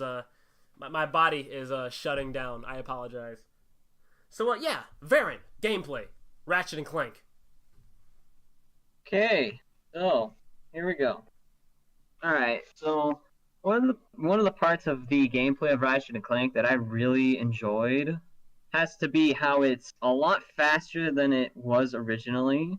Because I played the original Ratchet and Clank a while ago, and it was very slow. Like, you got to do it a lot slower, or else you're gonna die a lot. But like, I like how they sped up the gameplay and made it feel more like actiony instead of just run in circles and shoot a flamethrower or a blaster or something. Because that was one of the easiest ways to just beat the game, was just run in circles with a flamethrower and just torch everything to win. Have you played Ratchet and Clank 2016 on hard mode? Hard mode is easy. Like, it's not even that hard. I mean, it ain't, but is it not fun? It is fun. It's definitely fun. Because instead of it just being like running through and just killing everything mindlessly, you actually have to kind of think about your weapon choices a little bit like you did in the original. Like, you can't just run in shooting a sniper with a flamethrower. That'll just get you killed in the original. As well as if you're on hard on the reboot. Yeah. I actually like it. The enemies actually do hit pretty dang hard on the reboot, but, you know, Ratchet is so agile. But, like, who even gives a crap? Because it's so fun. It is fun. The combat is definitely fun. Especially when you involve the jetpack, because that involves a whole nother dimension. Now, I'm not gonna lie, the jetpack stuff, though, in hard mode was actually kind of hard. Mostly because, well, you know, you weren't on the ground and you didn't have as free movement. But trying to master that was just fun. You know, it's strange because, like, you know, I've played the original Ratchet and Clank games. I've played the second game. I have not played the first one, though. But I'm sure the second game is a lot like the first one, you know, just looking at what I've seen, you know. But I would say that by far, Ratchet and Clank 2016 has the best gunplay and some of the best difficulty in the game, you know. Enemies hit hard enough, you know, but you aren't getting stomped into the ground, you know. I mean, it all depends about how you defend, or how you define, you know, difficulty and whatnot. But I just like how the difficulty is handled in that one, you know. Enemies hit super hard, you know, you just gotta jump around a lot more, make sure you aren't getting hit, timing where you want to land and whatnot, but just zipping around, shooting enemies, switching out weapons really quick, you know. Basically the fact that you just can't sit still, that's a whole lot of fun, man. Yeah, because instead of, like, it's always nice to play a really fast-paced game when the original game wasn't as fast-paced, because I definitely enjoy a good fast-paced game, but at the same time, if it's too fast, it's not as enjoyable. But if it's too slow, then you just take a nap. You end up falling asleep while you're playing it. If that makes sense. I mean, I see it. I mean, it depends. Because for a game like Prey 2017 for me, which is actually another reboot, believe it or not. I haven't played the original, but it does look very different from the original. But, you know, that game's combat is quite slow, but I really enjoy that game's combat, you know. It's more slow and tactical. Yeah. But I see what you're saying, though. I don't understand why people like to... Some people actually like to play... Because I think you can still play Ratchet and Clank in, like, non-third-person mode. Like the classic PS2 run around and shoot things. But I don't see how people can enjoy that. Yeah, like, I don't either. I'm like, I just do the third person. It's so much better. Yeah. Because one of the reasons that people liked Ratchet and Clank Going Commando so much was because it took what the first game had and improved upon it by a lot. It took the slow pace, sped it up, fixed the combat so it's not just running in a circle. Could you do third person in that game? Yeah, it's always, all the Ratchet and Clanks are third person. No, I mean like third person, like centered, not like, you know, the first game where you're just running around. You know, it's uncentered. Yeah, like in the second game, you can play like you did in the first game, or you can hold R2 or L2 and play with the strafing. Okay, so like center it. Yeah, that's what I'm talking about. Yeah. Which what a lot of people have said is they don't really understand why lock strafe in the third game wasn't in the second. Oh, right. Okay, I see what you're saying. Yeah, it's... Yeah, so you don't have to hold down R2 or L2. But yeah. So the gunplay in Ratchet on Clank 2016, I gotta really get back to playing it again because it's a fun game. To be honest. But yeah, the story is that story in that game is utter trash. Like it really is, and like it's just like. Well, one is just uninspired, and Ratchet is just too nice to everything, just ever. In the reboot, and I didn't really like that. I like Mean Ratchet a lot more, you know? I really miss Mean Ratchet. Now he's nice to everything. Yeah, because he had more of a personality, because he felt like just a guy who just wanted to get off that desert planet that he's been stuck on for so long. Yeah, he was more anti-hero. Yeah, he was more anti-hero.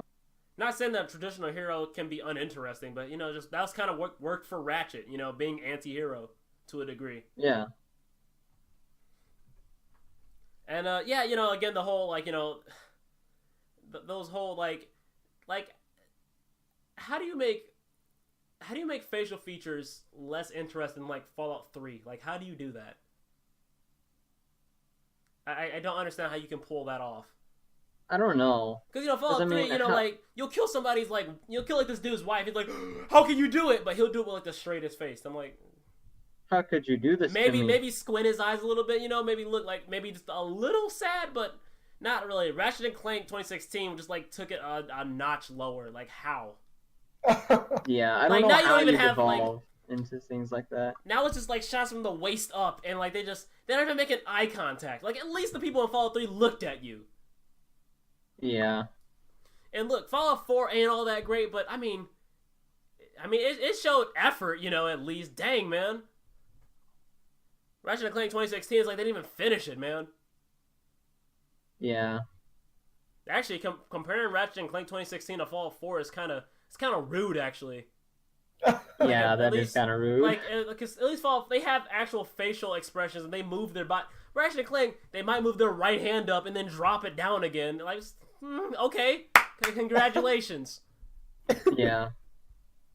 Congratulations, you have 0.1% more personality than you did before. You have a 3-second animation. Congratulations. Yeah. Jeez, man. Like, I don't even... What in the world happened with those in-game cutscenes? They're just so bad. They are bad. And how can you have a game with... because the game could have been so much better, but it wasn't. Yeah. And how can you have, like... How can you have a story so bad with gunplay so good?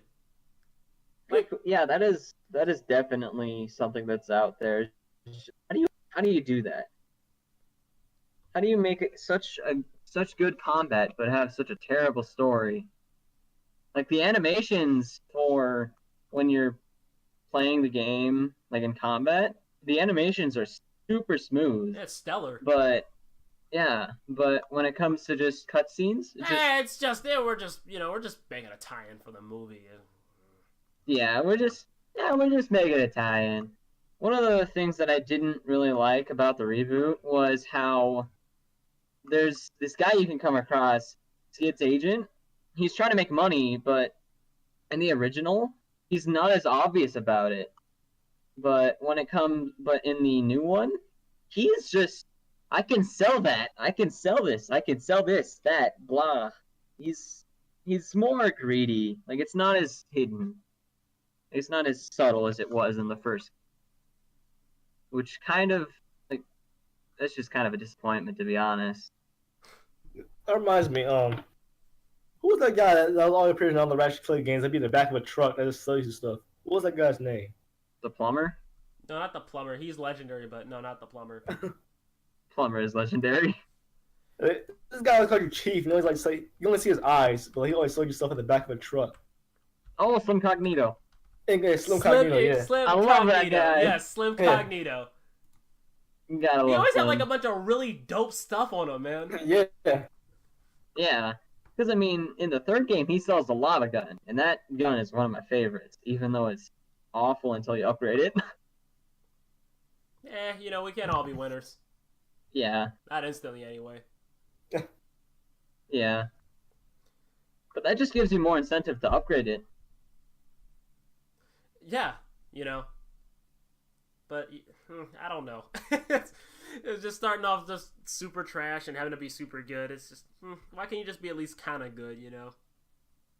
Yeah.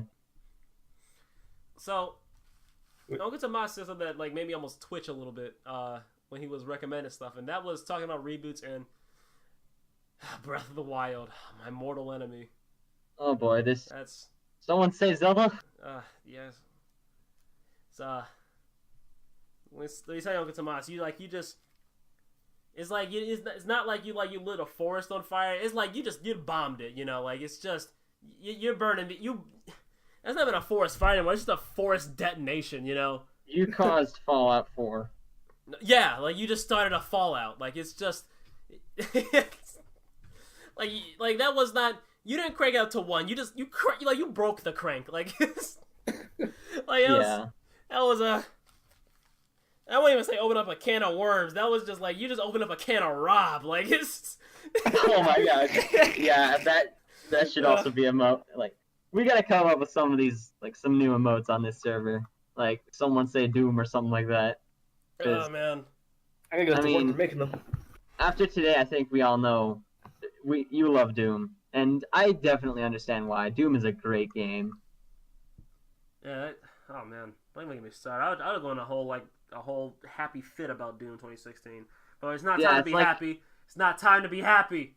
It's not time to be happy. Yeah.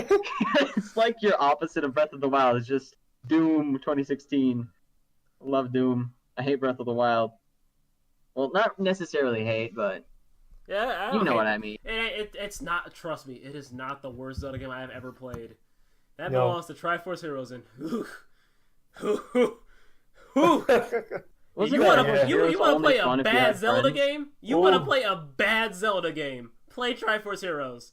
I'm not into something like that, and I know that's a bad Zelda game. That is a bad game. Yeah, that game was not fun.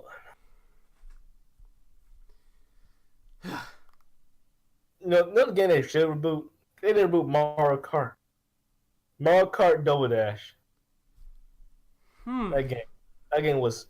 Oh, you're talking about a beautiful game. I love just still like items for like babies. Like it was just so amazing. Like you just punch a baby and still like their chain chomp or something. Right. It was amazing. How many games do you get away with punching children in the face? Come on now. I hate kids. And you tell me there's a game out there where I can Hey there, kid. I'm like, I see you got a chain chomp. This is a game where I'm like, hey kid, I want that. I deck him in the face and I steal it from him. Are you kidding me? Come on now. Why someone else's getaway driver too? Alright. Contender for the Grand Theft Auto 5, look out. Mario Kart Double Dash, you get to punch children and steal their stuff. What other game can you do that?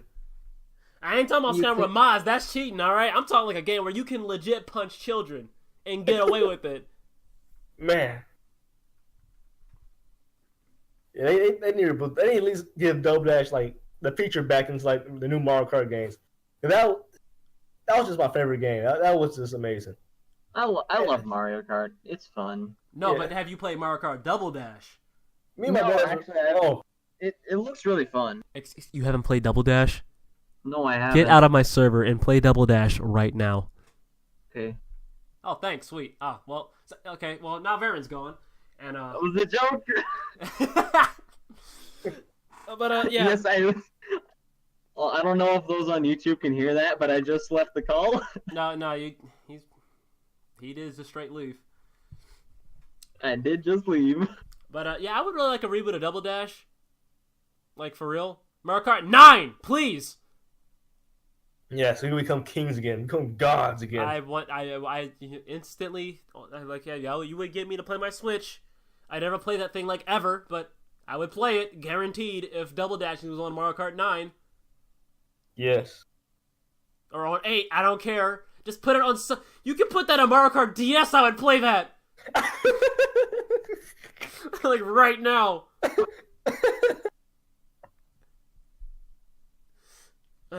Please, just give me Double Dashing again. 8, maybe 8, please. Just do it on 8. 8 is really close to being the best Mario Kart game, but we all know it's Double Dash. Yeah. We all know it's Double Dash. Anyway, we have unfinished work, unfinished business. So let's talk about some Zelda, shall we? Oh boy.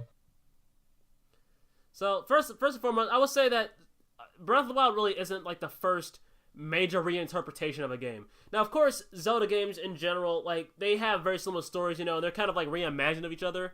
But you really can't say they're a bunch of reboots because they tend to just go in such different directions, and they make ties to each other now. So you really can't even say they're reboots anymore.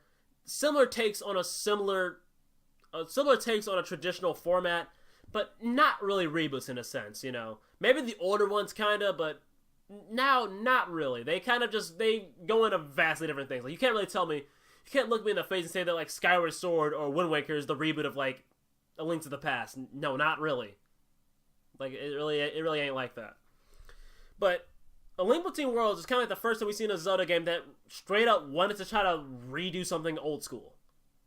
And I would say A Link Between Worlds it was, you know, it's kind of like a sequel reboot in a sense. It was weird, you know, it's considered canon, but it's supposed to be, in a sense, a reboot of A Link to the Past. Because none of the characters remember each other from Link to the Past or anything like that, you know. There's just kind of like it's kind of like a redo in a sense. Now, personally, I think that while Link Between Worlds is a good game, it tried to get away with some things that I just thought was just unacceptable, you know. Like, I didn't really like how all the items were mostly in one location, or most of the items were in one location.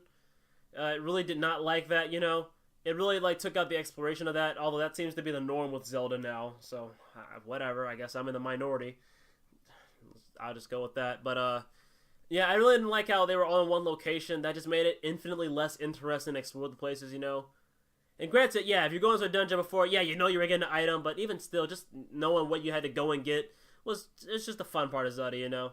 I'd rather not just get them all at the beginning and just use them all at once. That's not satisfying. And granted, you had to get rupees to get them, but even then there was no like direct process or anything. It was just like, yeah, just go get some rupees and buy them. That was just kind of it. I didn't really care for that. I mean, I did like the whole Mai side quest though. You know, upgrading your stuff because they would get significantly better. That was awesome. But yeah, there was just certain things like, well, for one, A Link Between Worlds is a pretty short Zelda game, you know? Zelda games tend to clock around like a good 20 to 30 hours on average, you know? In Skyward Sword and Breath of the Wild's case, you have about 40 to 50 hours worth of gameplay. Those are like notably longer Zelda games. But like, Link Between Worlds is like a good like 10 hours or something like that, you know? I didn't really care for that. It really just wasn't that long of a Zelda game in it. You know, one thing that really just came to my attention, you know, it really just brought it back to my attention when I let my friend Keon borrow my copy of Link Between Worlds, you know, just to play through it. You know, he just said he always wanted to try it. So I was like, hey, you know, why not? Here, I'm not really playing it these days. Go ahead and try it out. And, you know, like within a week and a half, he already beat the game. Like, already.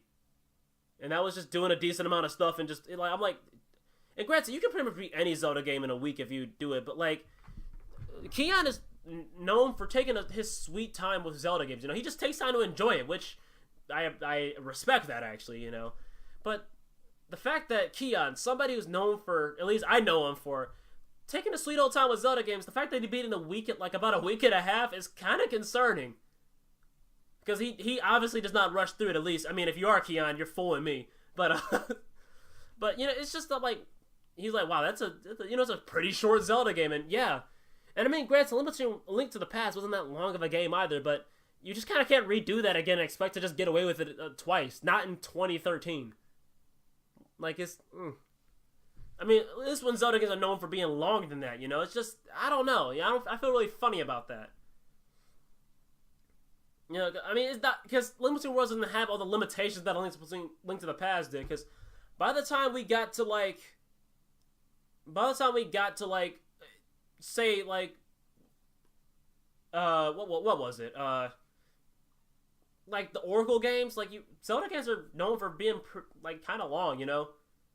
Like, just like the standard Oracle, especially Oracle at Ages, that took me, like, probably, like, 15 to 20 hours to beat that game, because that game was tricky, but Oracle of Seasons probably took me a little less time.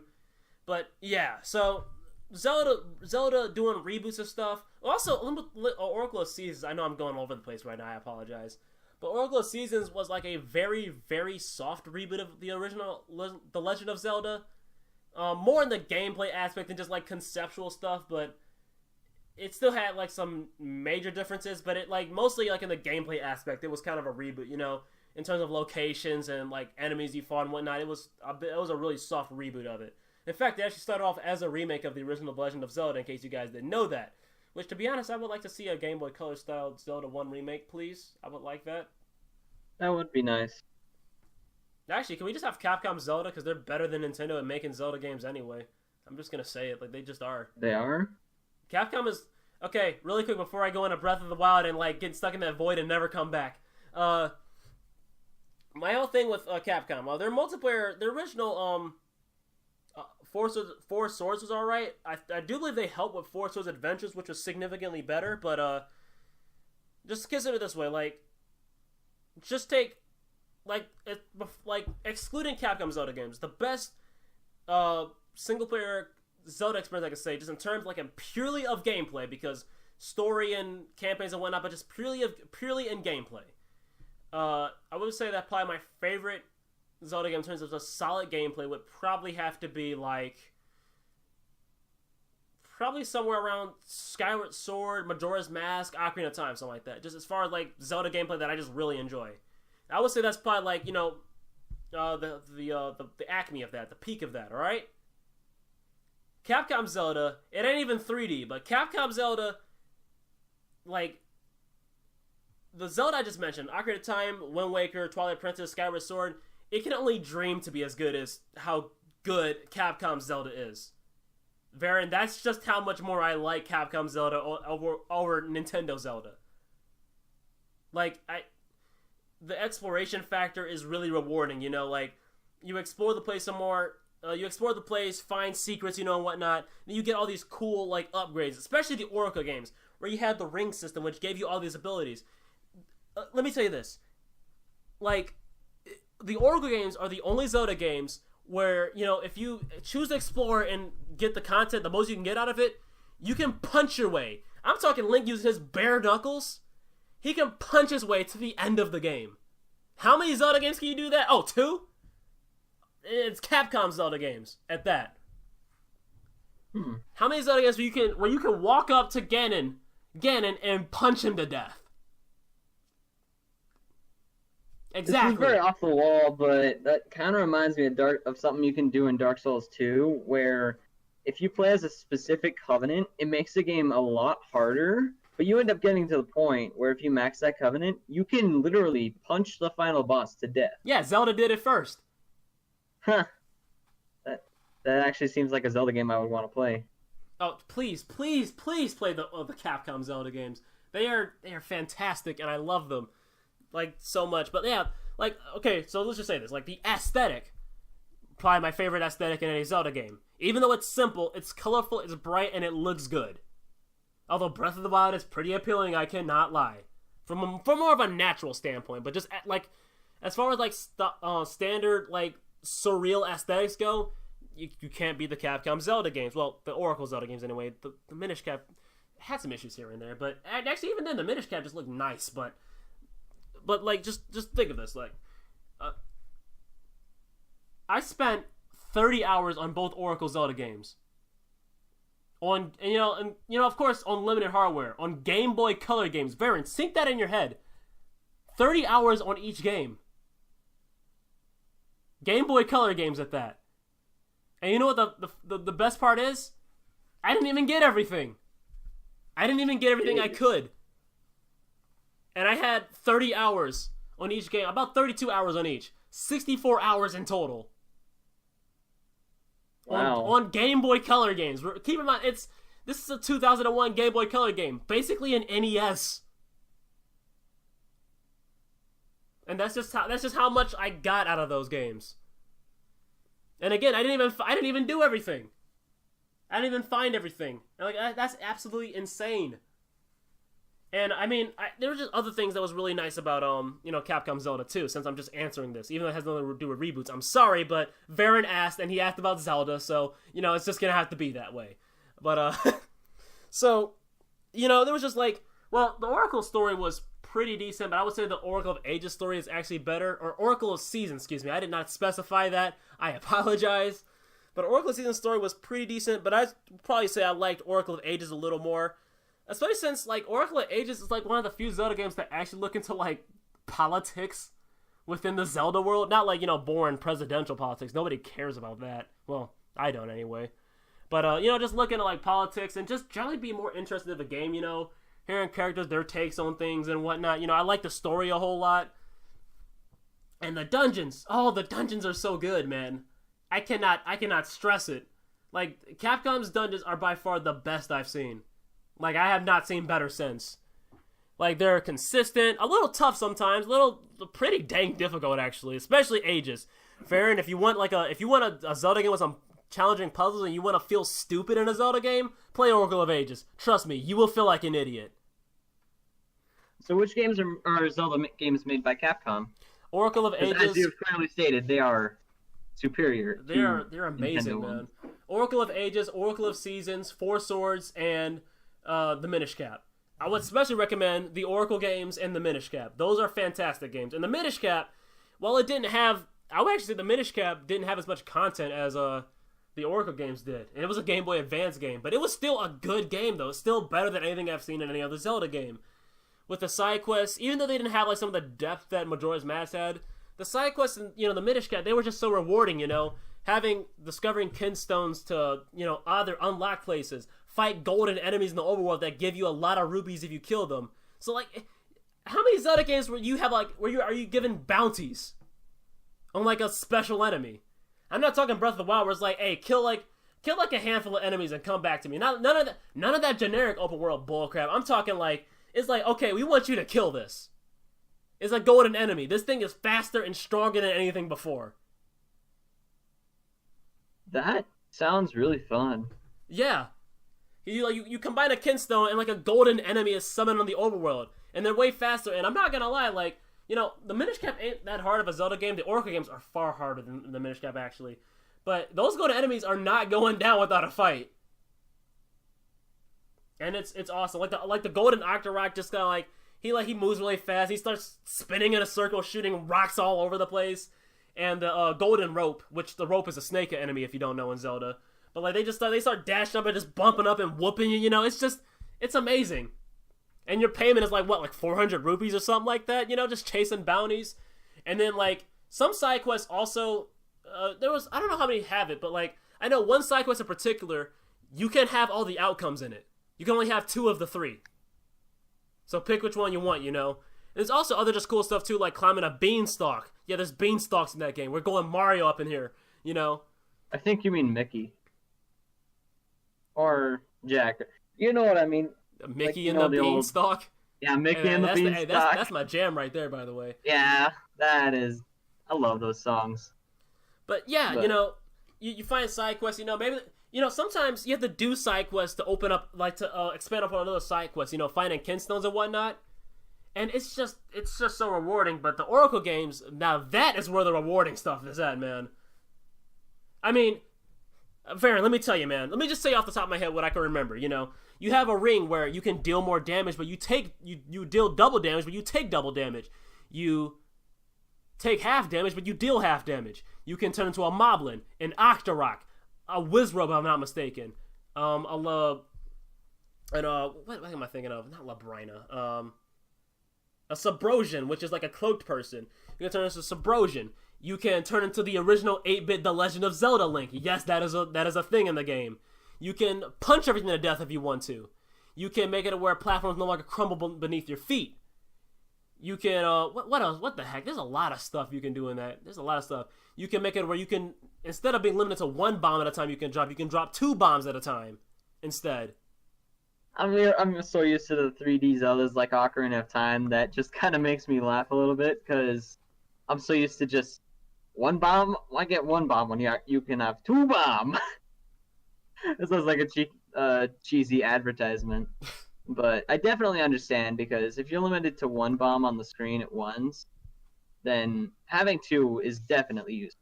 Yeah, especially if you're like bombing everything, just blasting stuff. Yeah, because then you can start using bombs in combat instead of just 1 bomb. Oh, they moved away.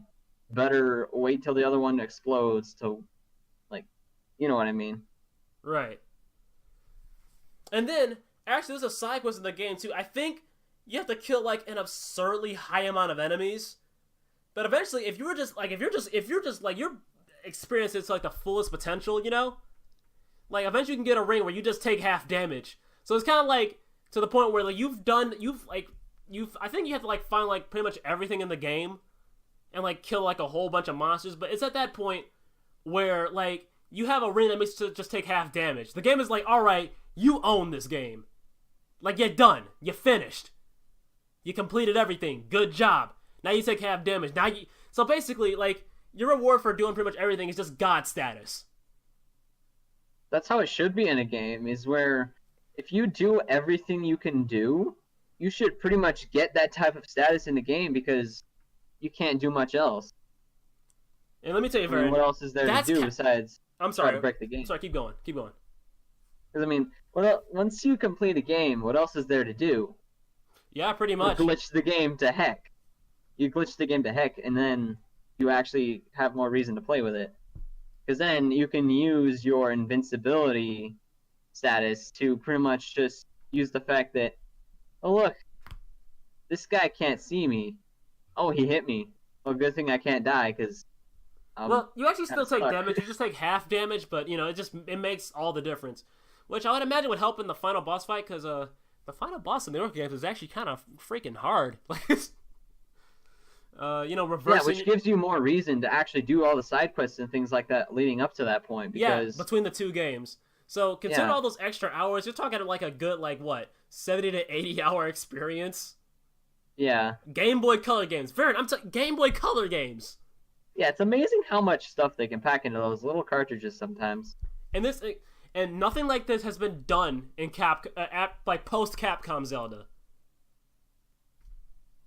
I mean, I'm sorry, man. They won. Yeah. All right. But sometimes it's the one random game that an outside company helped publish that is one of the best ones. Right. So, Breath of the Wild. Oh boy. Buckle up, kiddos. Mark, I'm sorry. I don't know if you're tired of hearing all this, but just buckle up, okay? Brace yourselves. Rob is going to start shooting off cannonballs. I think Mark died, actually. yeah, he's dead. He's just groaning. He just died. I think I just like Zelda'd him to death. My bad, bro. So, Breath of the Wild. Okay. So, if you guys don't know, Breath of the Wild is supposed to be considered. It's weird. It's considered a canon game, so it's supposed to be in the same continuity, the same timeline, but it's supposed to be considered a soft reboot or reinterpretation of the original The Legend of Zelda. You know, mostly due to the fact that it's supposed to be open world. And, I'm gonna be frank with you. I've already said this a million times. Oh, God, why does this game keep coming back to haunt my podcast? But, I don't think it reflects the original game all that much, to be honest. And that's because a lot of the pieces are kind of missing to it, you know, like going to a dungeon, getting an item, you know. I mean, I liked how like you had to actually work to get the items in the beginning of Breath of the Wild, but they just kind of ignore that a little bit. They just kind of like, whatever, you know, just whatever works, you know. And I mean, you still find stuff that has usefulness, but, you know, you have stuff that, like, you know, you could do this or you could do that. So it takes some of the authenticity out of, you know, like, utilizing items, which I always like switching out of stuff and, you know, okay, now I can use this or use that. Because, like, in some cases, it's kind of like, okay, well, you know, it sucks that I'm limited, you know, like just take, for instance, you know, let's say there's an island, right? Now, normally you could take a raft and use a Korok leaf to, you know, go on over there, you know, like use the Korok leaf to, you know, blow some gust of wind at the sail over to an island. However, let's say you don't have a Korok leaf. You're like, oh man, I have to go find one. Well, actually, you don't. You can use cryosis and just freeze it and just jump across. That's what I mean by taking the authenticity out of the items you have. You know, it's weird because I almost feel like less would be more in that game. If you didn't have so many options, the game would be a better game. Because, you know, sometimes I'm just like, okay, you know, I could do this, but why do that when I could just do this? Like, that's my biggest problem. There's too much, why would I do this when I could just do that? And that's my biggest problem.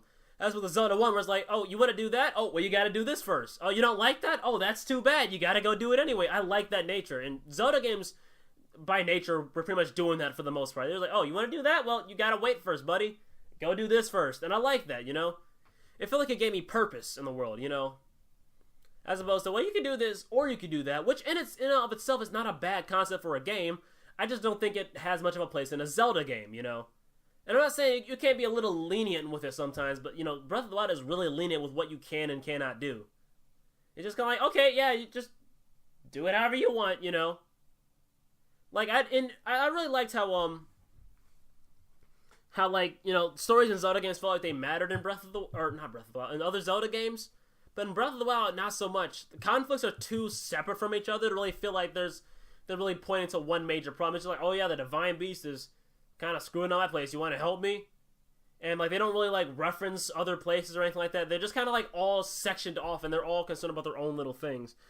But one of the biggest things, and this is what got me the most, was the fact that almost the entire game was compensated for like a first-timer's experience. I hated that so much.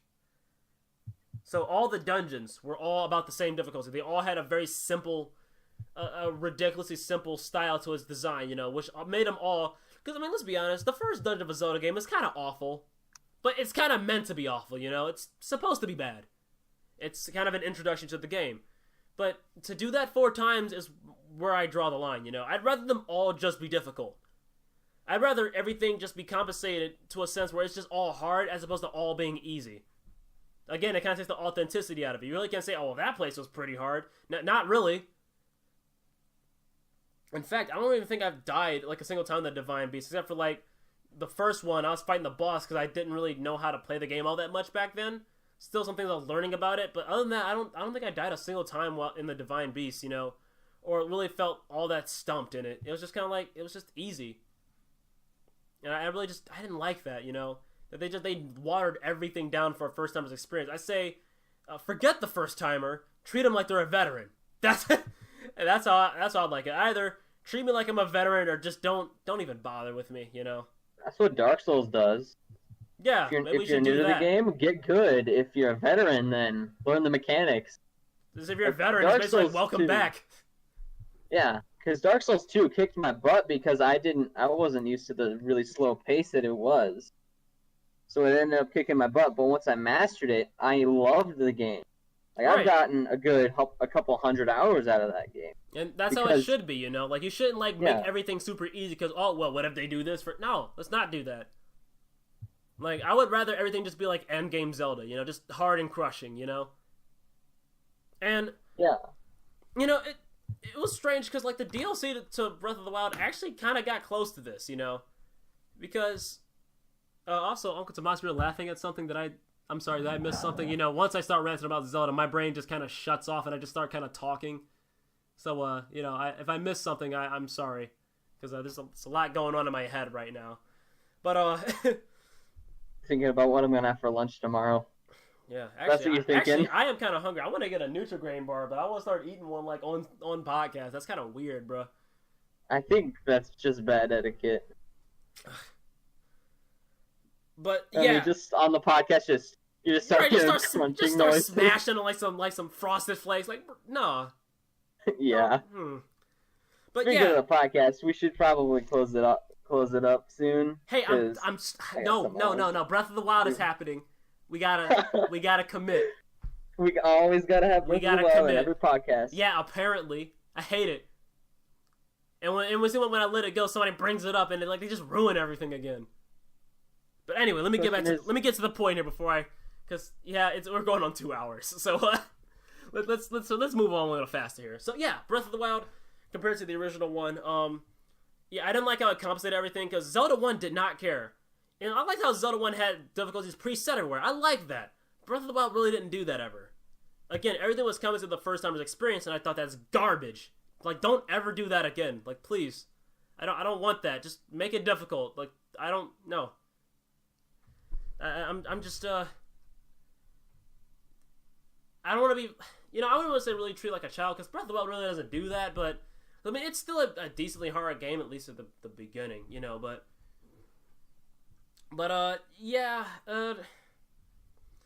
I really didn't like how the authenticity was brought down a lot. You know, I think compared to a lot of previous Zelda games, it's just really weak in comparison.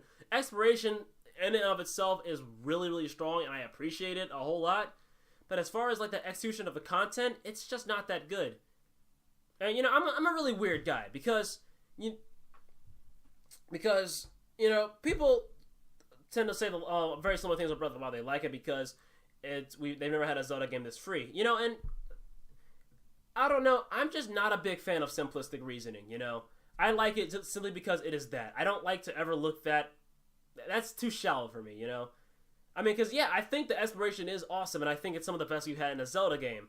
But that alone just simply cannot please me.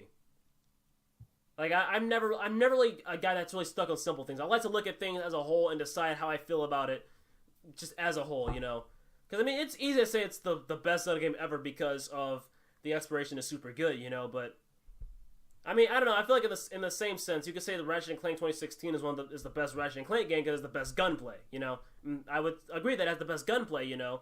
If you don't care about story, then, you know, for sure. But even still, you know, looking at it as a whole and what Ratchet & Clank stands for, I cannot say that is the best Ratchet & Clank game. It just has the best gunplay.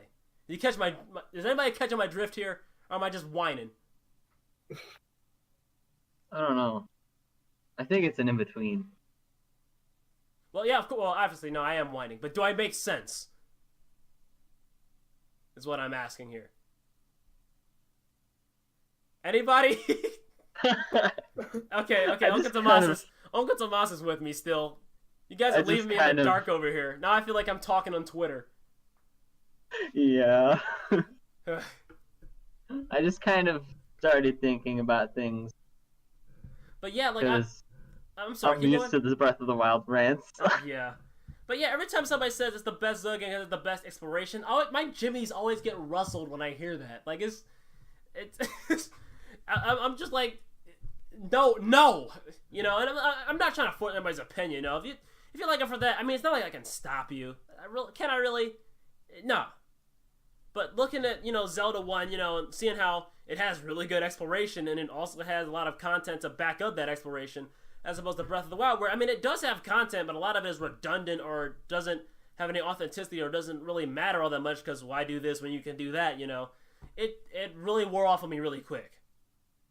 And I will say the beginning was like was one of the best parts of it because, you know, stuff mattered. You know, you want to go into the cold mountains? Well, you have to just try to brave it. You know, maybe bring some fire with you, but, you know, you're going to have to try to compensate a little bit until you can actually get something to work it out. And I like that, you know, until you went to the top of the mountain. It's like, all right, now you have some warm clothing to stand the coldness. That was awesome. I love that.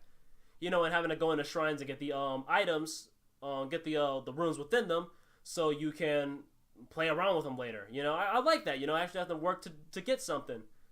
But beyond that, the game just kind of becomes, you know, like, you can do this, or you can do that, or that, or that, or that, or that. You're just like, there's too many options. You know, and I could just sit there and try to just ignore everything and just have single track mind. All right, I got to do this, or I got to do that. But that's too much mental compensation for me, you know?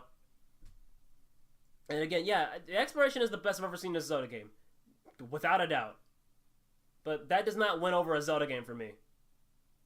Zelda, to me, is not always about the exploration. It's a key part of it, very important part of it, but Zelda's not all about the exploration. It's not all about being open world. It's not all about freedom. I don't believe in that. It's all about having exploration and having the content to back up that exploration, justifying what you're doing. And again, exploring in Breath of the Wild can be justified by finding items, but again, it doesn't feel as justified because things aren't as authentic. So, Uncle Tomas, there is your answer. I hope I have satisfied you. He seems pleased. All right, I have done my job. I am tired and angry. You're always angry when you talk about Breath of the Wild. You're right. But what else is new? It's just how you are. Yeah, you're right. But it's we're going on 2 hours and 4 minutes. What do you fellas say we wrap this up? Especially since, you know, I did college yesterday too, so, you know, like I'm feeling a little bit of that. But yeah, Mark died. Mark is legit dead. He just died. He was done. Yeah, because the last thing I heard him say was just groaning.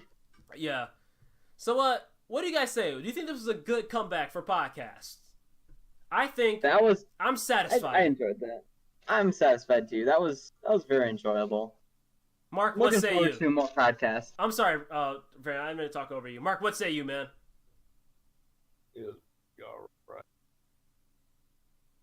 Yeah, pretty good time. He's still dead. Yeah, he's dying. I'm sorry. So, yeah, guys, that was our take on reboots, just general reboots, you know. I know we got a little sidetracked a little bit, but that's the fun of podcasts. Branching out to all these little paths and whatnot. Let's be honest. So, yeah, guys, that was our take on reboots. I'm RoberOnocle. This was my brother Mark and my good buddy Varen, and we will see you guys next time. Later. Bye-bye.